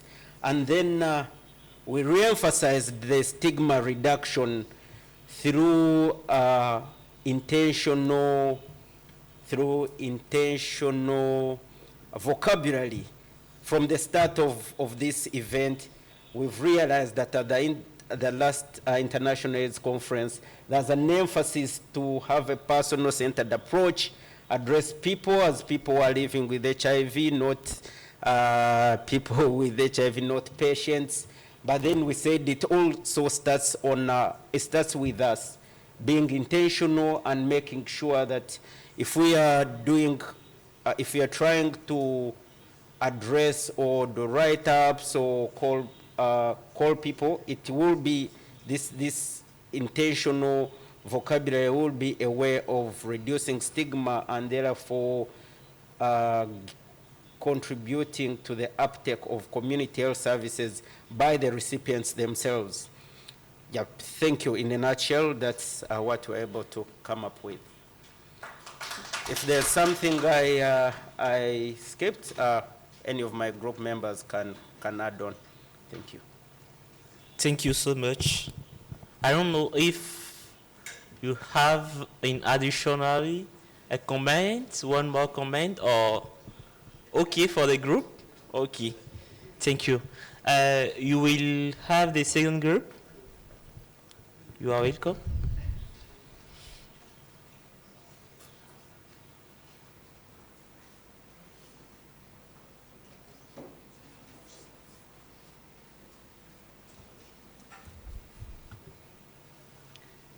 Greetings all. The first question is the global AIDS strategy of 30% of all HIV service delivery being community-led by 2030 feasible? My group's answer is yes, it is feasible. Now, we have had some progresses which we wouldn't say it's all 100%, but it's a start. And what we could do as people here is looking into what we have achieved so far, seeing the setbacks, and then learning from these setbacks or hindrances or barriers, and providing forward actions to it. We are in 2024, and we have 6 years to get to 2030. So we are saying that it is possible that we achieve this goal by 2030. Now, what we need to look first at is, what do we mean by community service-led delivery? That should be the major question, because there needs to be an understanding for we to know if truly this could be achieved or not. Now, community-led services means we, the people, are part of this process. The people are part of this service. The people are part of what it takes to achieve the goal. So we all have to get ourselves involved in this strategy, right? So for the second question, it says, where are we now? What is working? What is enabling? And what action can we take to address the 4 pillars? Now, the pillars that we are looking here are rights, gender, equity, stigma, and discrimination. Now, we observed that these pillars, these 4 pillars, are more of social than over clinical, right? When you talk about stigma, when you talk about discrimination, stigma and discrimination are like the 2 most elevated among these that have listed so far.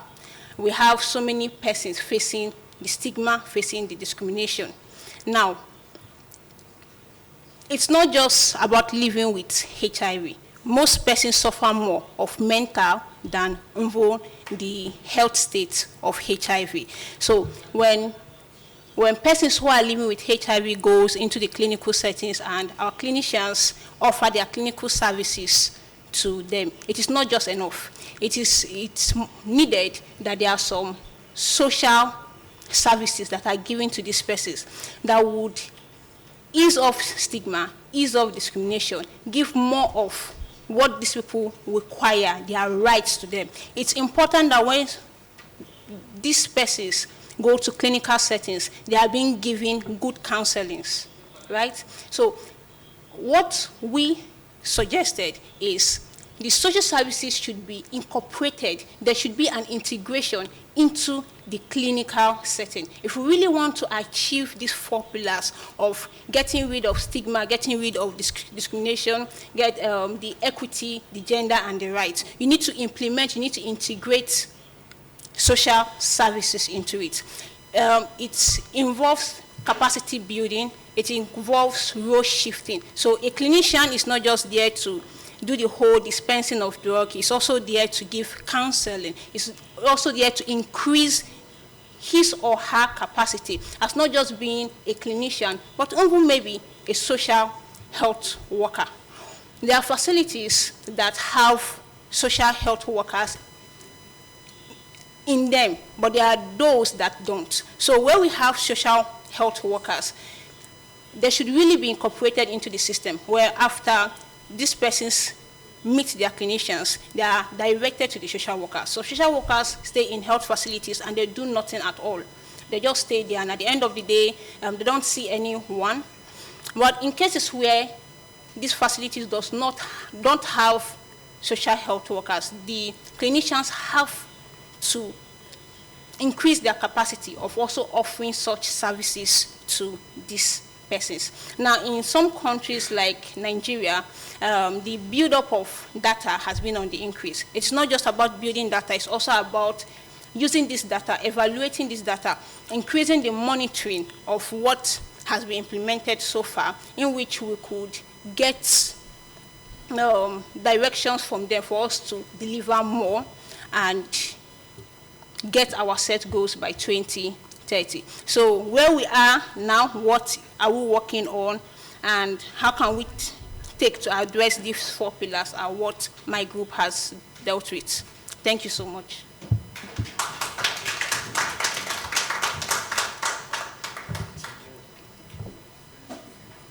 Thank you.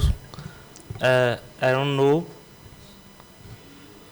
Any more contribution from the group? It's okay? Okay, thank you. So we end by the French-speaking group. This group don't get the PowerPoint presentation, but they will just speak. Okay, go ahead. Bonsoir à tous. Bonsoir à tous. Je suis la rapporteuse du groupe, de mon groupe français, qui était représenté par 3 différents pays, notamment le Burkina Faso, le Bénin et le Togo. Bon, la réponse de notre groupe par rapport à la réalisation du pilier 4 est oui, c'est possible.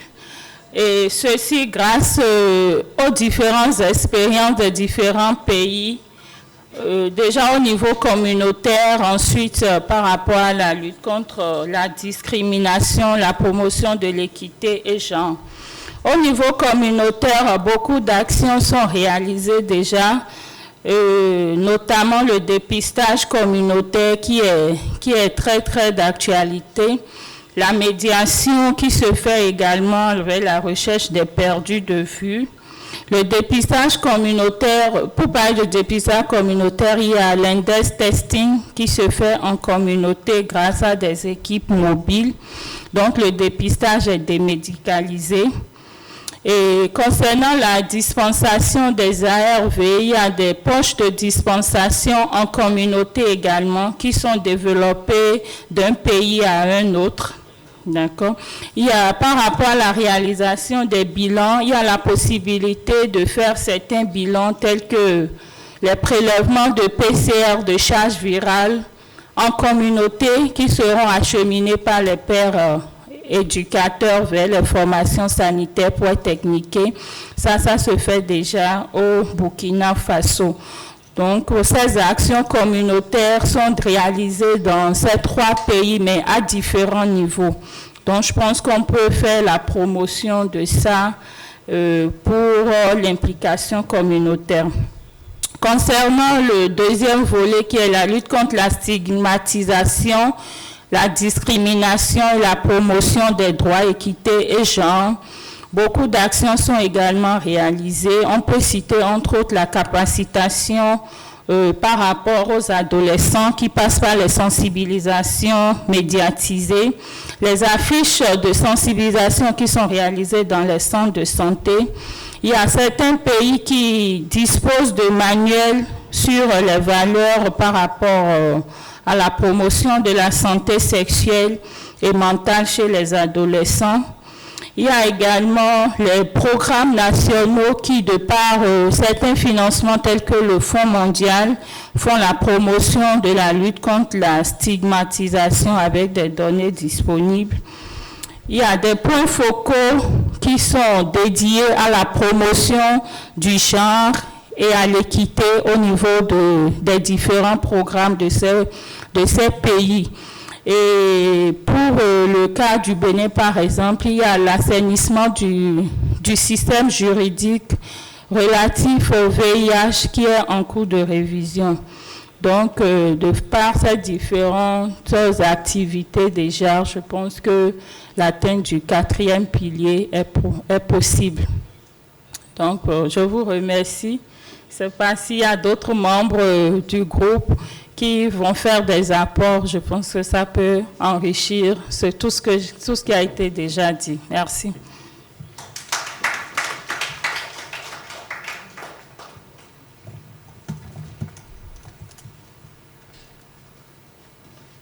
Ok, merci. Je ne sais pas s'il y a des compléments d'information pour le groupe des francophones. Je voulais dire le groupe des Français. Les francophones, elle a fait un compte rendu fidèle où il y a des compléments. Ok, merci. Donc je crois que dans l'ensemble, que ce soit le groupe en ligne ou les autres groupes présents dans la salle, tout le monde a jugé que l'atteinte des objectifs est possible. Je pense que c'est la synthèse qu'on peut faire. Mais cette atteinte, on ne pourra atteindre les objectifs que s'il y a beaucoup plus d'investissement. L'investissement, ce n'est pas seulement l'investissement financier, mais quand on parle ici d'investissement, ça va mélanger en même temps le volet financier, matériel, surtout la ressource humaine. Je crois que le matin, on en a parlé lors des différentes sessions. Quand on vient sur le pilier 4, qui est le cœur même de notre assise, on a montré que de part et d'autre, les différents acteurs communautaires doivent être au cœur de la réponse, être impliqués à toutes les phases de la programmation, mais aussi dans la mise en œuvre. Il y a beaucoup d'initiatives qui sont en cours dans les différents pays et ce que chacun des groupes a souhaité, c'est que ces initiatives soient mieux valorisées, promues et surtout mises à l'échelle. Je pense que c'est le nœud de nos interventions parce que nous avons souvent beaucoup de belles initiatives, mais qui ne durent que des feux de paille, si je peux dire ainsi. Après le financement, ça disparaît. Donc c'est aussi penser à la pérennisation de ces belles initiatives. Donc la suite, c'est que le comité d'organisation va intégrer ces différents retours de ces 4 groupes dans les recommandations finales qui vont être présentées à la sortie de ce 6e séminaire du PAHLCA. Je parle sous la responsabilité de Dr Éléonore. Donc nous allons remercier les reporters, je vais dire, qui ont su quand même bien présenter ce que les différents groupes ont fait. Et aussi saluer le rapporteur en ligne qui est Rodrigue.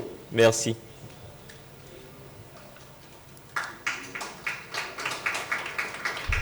Donc, nous allons donc avancer vers la dernière session. Cette dernière session, c'est notre session clôture du 6e PAHLCA qui nous a réunis ici depuis hier matin.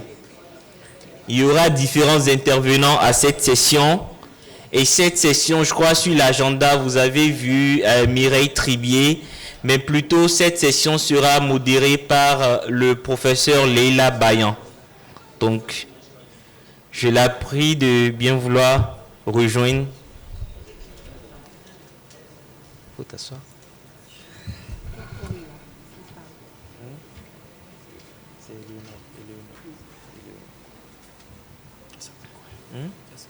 Okay. Donc, cette dernière session sera présidée par le professeur Leila Bayan.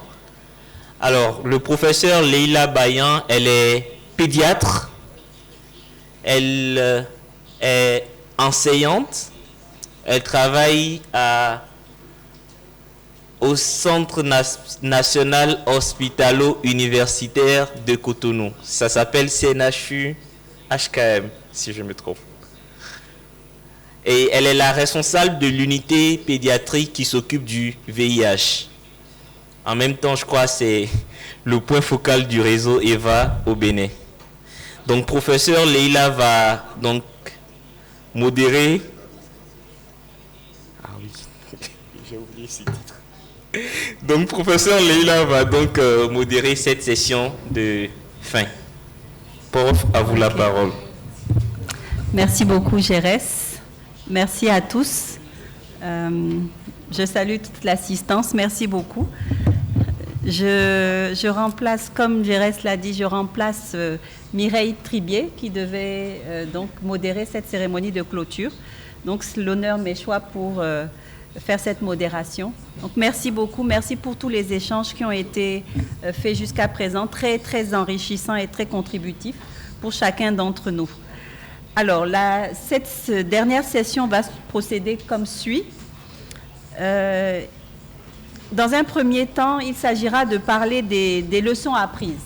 Des leçons apprises et des actions, quelles sont les différentes actions que nos différents peuvent faire et retenir en termes de recommandations.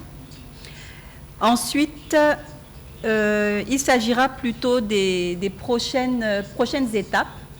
Et ça, c'est Dr Éléonore qui se chargera de parler de ces prochaines étapes de discussion par rapport à PAHLCA 2025.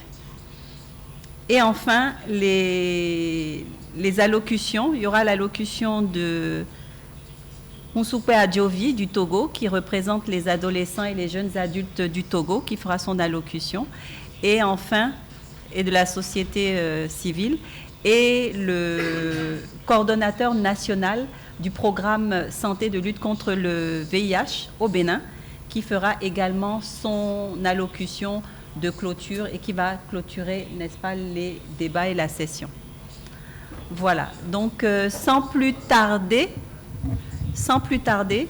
je vais demander... Il faut les inviter de venir, il faut inviter le coordonnateur, voilà.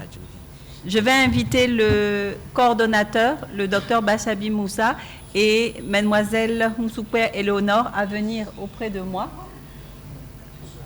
pour pouvoir...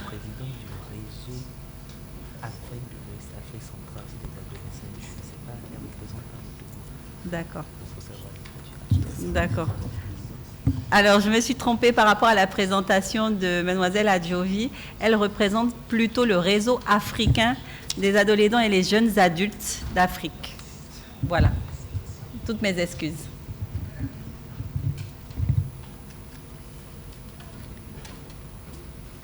Voilà. Bien. Donc, sans plus tarder, je vais demander au docteur Éléonore de prendre la parole pour nous faire la synthèse, n'est-ce pas,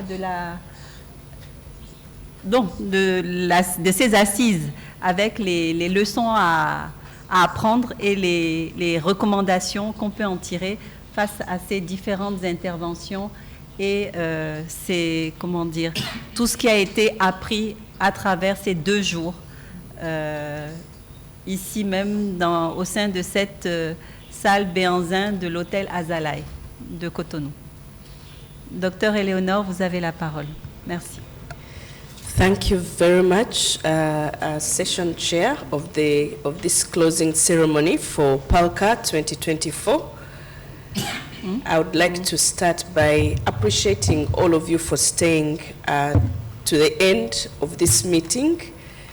My presentation is going to be very short, just about 5 slides, and it's more of giving a highlight of what we'll be doing after this meeting. I'll not get into summarizing key highlights because we've already heard from the presenters of the previous session. Ça ne marche pas. So I would like once again to thank all of you for participating in PAHLCA 2024, and I hope that the discussions have given you a lot of food for thought, and you've also got very wonderful ideas that you're taking back to your country programs in order to enrich what we are doing for children and adolescents living with HIV. Moving on to the next steps, what are we planning to do after this meeting? We are going to continue to engage members of the PAHLCA community through regular webinars, and we'll be discussing with the organizing committee particular topics that are going to build on to what we've started during these last 2 days to further unpack what we are doing in the community to address the issues that hinder our children adolescents and caregivers from taking up services and utilizing them to ensure that our children and adolescents have a good quality of life. We will also continue to have specific meetings for Ministry of Health colleagues, and we are planning these on a quarterly basis. We will also update our directory to ease communication between the Ministry of Health teams, and we will also continue to build our WhatsApp group to ensure that we have easy communication amongst ourselves. We'll also develop a leadership structure as we continue to grow as PAHLCA to ensure that we have representation from all the 3 regions, the East African region, West and Central Africa region, and also the Southern region. We'll get equal numbers of representation to this committee, and we'll also include regional organizations that are supporting pediatrics and adolescent HIV programs. We've already started the drive for resource mobilization to ensure that we get funding to support fellow Ministry of Health colleagues that are not able to get in-country funding to attend these meetings. We are also actively looking for stakeholders for in-kind support or in form of finances to allow Ministry of Health colleagues to attend leadership courses. Having worked at the Ministry of Health for over 10 years now, I know that a strong leader will coordinate and lead the implementation of their program much better if they are a strong leader. I had a meeting about a month ago at the University of Washington where I was invited to give a keynote address during one of their meetings, their annual meetings, and I developed a relationship with one of the best leadership courses that is being conducted, and I hope that through that collaboration we will begin sending some of the Ministry of Health teams for leadership training at the University of Washington. I am also working with Professor Elvin Geng, who was on the call yesterday, giving the Implementation Science Research course, and we are also developing, reaching out to different funders to identify resources to train Ministry of Health teams in implementation science research. So we'll be selecting a few numbers of Ministry of Health teams every year to attend the implementation science courses. I've been lucky to attend the WHO course, the University of California, San Francisco course, the training at the Washington University, and also the training at the University of Washington. And having that training in implementation science has significantly changed the way I do work back home in Uganda. So I'm strongly looking out for stakeholders, resources to ensure that we take teams in small groups, maybe of 5 or 3 to 5 people, that will be trained at least every year, and we hope that with time we'll be able to exhaust the different Ministry of Health teams that are attending the PAHLCA meetings. We also hope that through this meeting we'll be able to form research collaborations that will be multi-country, addressing the challenges that we are facing in our different country programs. So in terms of the next steps, the presentations will be shared with you on email 2 weeks from now. We are also developing a meeting report and a best practices document. These two will be shared within a month's period, and we also hope that we'll further disseminate the best practices document maybe through some of the webinars that we are planning to conduct, because these are going to be very practical SOP-like steps to support us to put into practice what we've been able to learn in this place.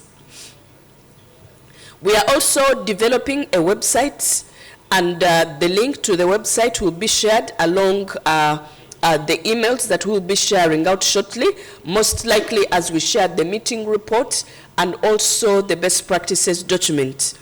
May I also request you to pull out your phones. Just pull out your phone, everyone.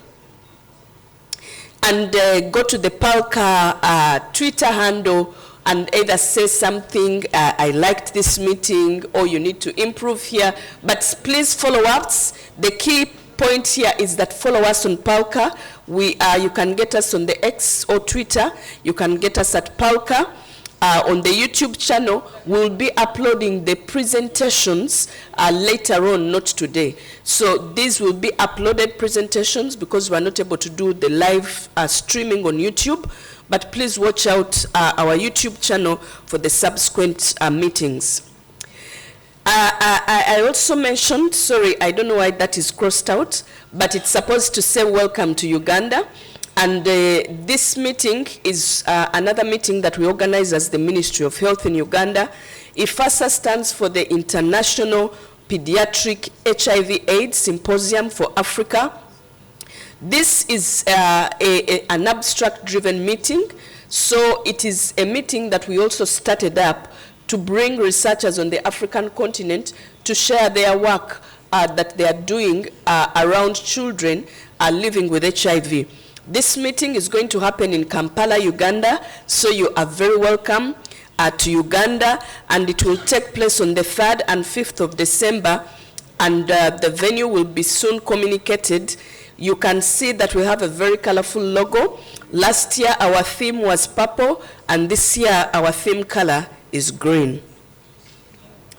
And the theme of the IFASA meeting is equity, integration, and innovation for a sustainable HIV response to end AIDS in children by 2030.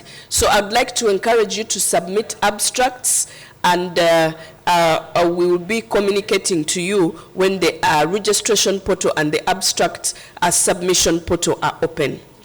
I'd like to end by acknowledging our funders, UNAIDS, WHO, UNICEF, and PATA. I'd also like to, in a special way, thank the Ministry of Health Benin team under the leadership of Dr. Bachabi and his team. In a special way, I would like to thank the organizing committee. Would you kindly stand up so that people can see which people have been contributing to the great program that we've had, and we'll just give you a hand of appreciation wherever you are. So that is the wonderful team that has put together this program that we've all enjoyed. Thank you so much, organizing committee.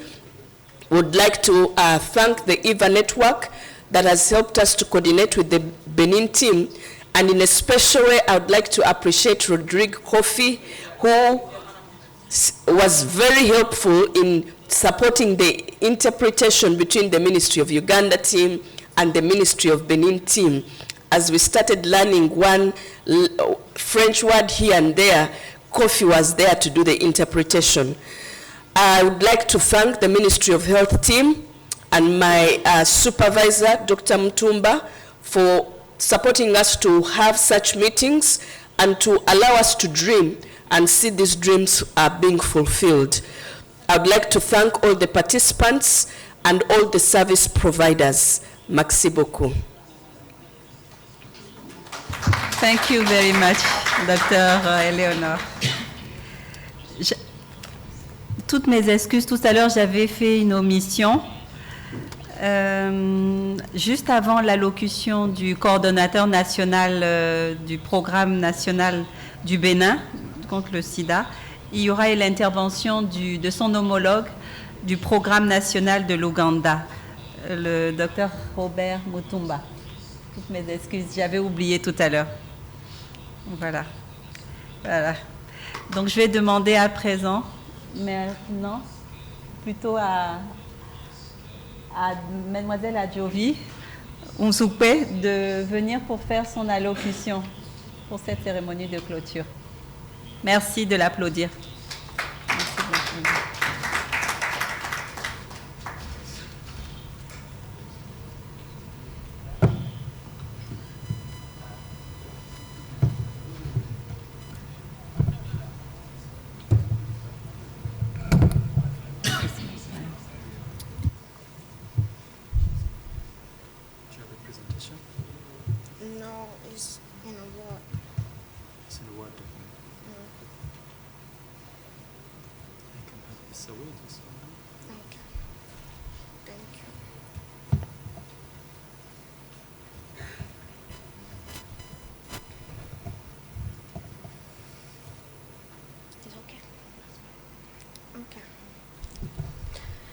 Messieurs, dames, cher docteur Bachabi, chers messieurs et dames représentants de la UNED Family, chers représentants de l'UNICEF, chers représentants de l'OMS, chers scientifiques, responsables communautaires et contributeurs, à vos grades et honneurs respectifs, chers collègues adolescents et jeunes, bonsoir.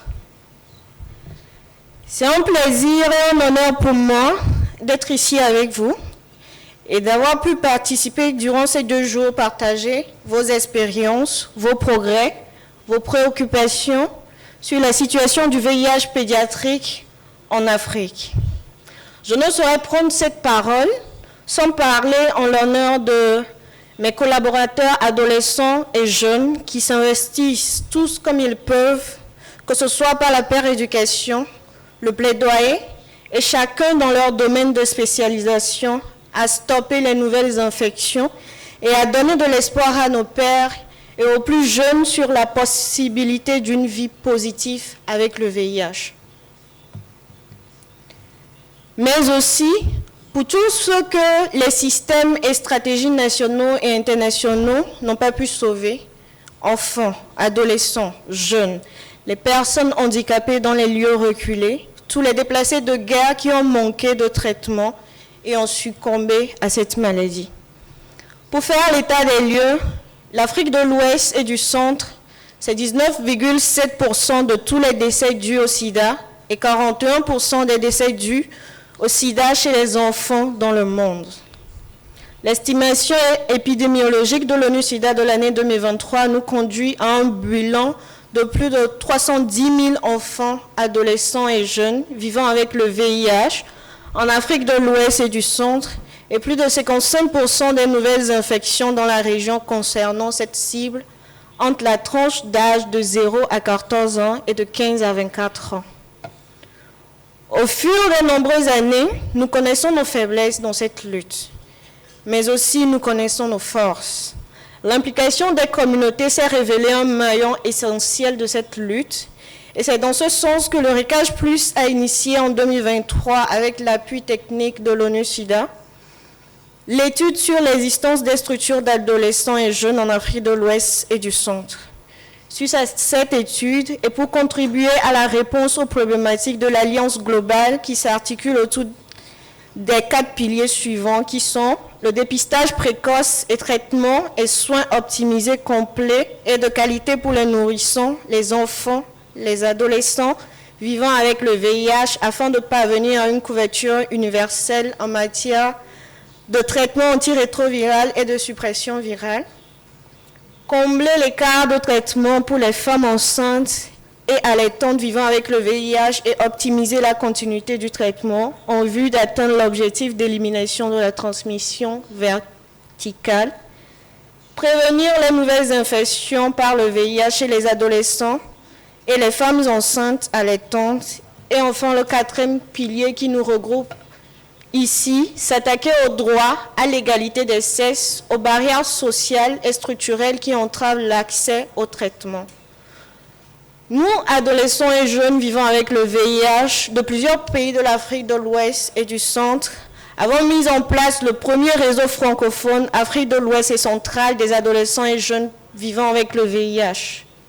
Connaissant la nécessité d'implication des communautés à tous les niveaux de la réponse multisectorielle du VIH, au paludisme et à la tuberculose, nous avons décidé de faire de notre mission principale la veille au renforcement de la participation qualitative et quantitative des adolescents et jeunes dans toute leur diversité dans le cadre de cette réponse multisectorielle au VIH-Sida, à la tuberculose et au paludisme. Cette conférence a été un moment crucial pour mettre en lumière les défis auxquels font face les enfants et adolescents vivant avec le VIH, ainsi que les progrès réalisés dans la lutte contre cette pandémie. Nous avons partagé des connaissances, des expériences, des idées novatrices qui, je l'espère, auront un impact significatif sur les politiques de santé publique et les pratiques cliniques dans nos communautés. En tant que réseau d'adolescents et jeunes vivant avec le VIH, notre voix est puissante et notre détermination inébranlable. Nous avons aujourd'hui renforcé nos liens, consolidé nos stratégies et affirmé notre engagement à faire avancer les droits et le bien-être des enfants et adolescents touchés par le VIH. Je tiens à souligner l'importance de l'information continue, de l'éducation et de l'accès équitable aux soins de santé pour tous les enfants et adolescents touchés par le VIH. Nous devons redoubler d'efforts pour garantir que chaque jeune, quel que soit son contexte géographique ou social, puisse bénéficier des traitements adaptés et du soutien dont il a besoin. Et pour cela, la péréducation est un axe essentiel à encourager, à motiver et à suivre de près. Étant des acteurs investis dans le domaine médical, paramédical et psychologique, vous connaissez quelles peuvent être les retombées psychologiques et sociales pour les pères éducateurs dans l'exercice de leur mission. Alors nous formulons ces recommandations pour une meilleure prise en compte des réels besoins des enfants, adolescents et jeunes vivant avec le VIH. Offrir au niveau de chaque pays une formation complète sur le VIH, les droits humains, la santé sexuelle, la santé mentale, la gestion du stress et sur l'accompagnement psychosocial au cas par cas des enfants et adolescents, aux pères éducateurs, mais aussi au personnel de santé. Faire des pères mentors, des formateurs qualifiés, adaptés à la problématique des enfants, adolescents et jeunes sur les thématiques de santé sexuelle et de droits humains, parce que l'éducation pair à pair est plus efficace. Veillez particulièrement à l'annonce du statut sérologique à l'adolescent au plus tard à 15 ans pour faciliter l'acceptation du statut et l'intégration dans les soins.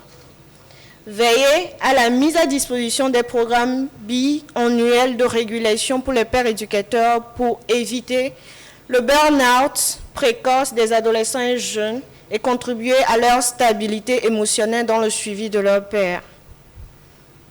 Pour contribuer à l'égalité et au respect des droits des enfants et adolescents vivant avec le VIH, il est primordial pour chaque État de respecter le droit à la dignité, le droit de jouir du meilleur état de santé possible et d'accéder aux services de santé, le droit à l'aide et à la protection qui stipule dans la Convention des droits des enfants que chaque enfant a droit d'être aidé par son gouvernement et protégé contre toute discrimination. Le premier pas que nous aimerons vous voir faire est l'effort pour l'adoption des nouveaux traitements, PAHLCA, qui fournit le régime thérapeutique dans un comprimé pratique. À l'OMS, vous faites un travail remarquable sur l'information et la formation en santé mentale. Mettre cette documentation au service de la lutte contre le VIH serait un atout remarquable pour le personnel soignant, pour les agents de santé communautaire, pour les pères éducateurs et pour les pères éducateurs de toutes les communautés. Enfin, je voudrais remercier nos partenaires, principalement l'ONU-SIDA et l'UNICEF, qui ont collaboré à notre participation à cette préconférence. Votre soutien indéfectible est essentiel pour faire avancer notre cause et atteindre nos objectifs communs. C'est avec une profonde gratitude et un sentiment de confiance que nous clôturons aujourd'hui cette conférence sur le VIH pédiatrique.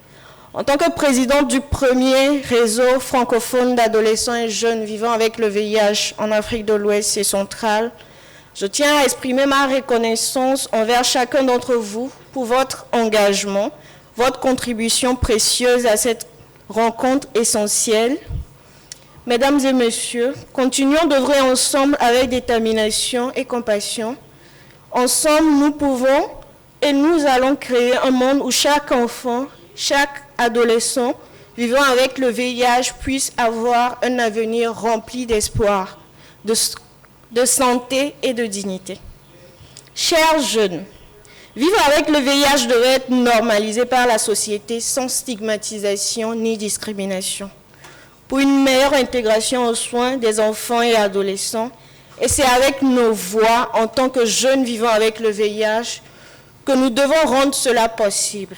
Ne baissez pas le regard devant les actes de discrimination et de stigmatisation. C'est votre droit d'être traité avec respect et dignité. Je vous remercie.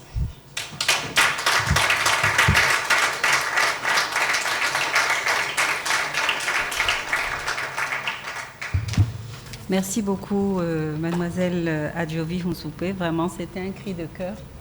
On va, tout acteur que nous sommes, nous allons nous battre pour pouvoir atteindre ces objectifs-là et pouvoir améliorer les conditions de vie de ces jeunes, ces enfants, ces jeunes adolescents et ces adultes jeunes vivant avec le VIH. Voilà, sans plus tarder, je vais demander au docteur Robert Mutumba, qui est le coordonnateur du programme santé de lutte contre le VIH en Ouganda, de bien vouloir venir faire son allocution. Merci beaucoup, docteur. Et je vous prie de l'applaudir, s'il vous plaît.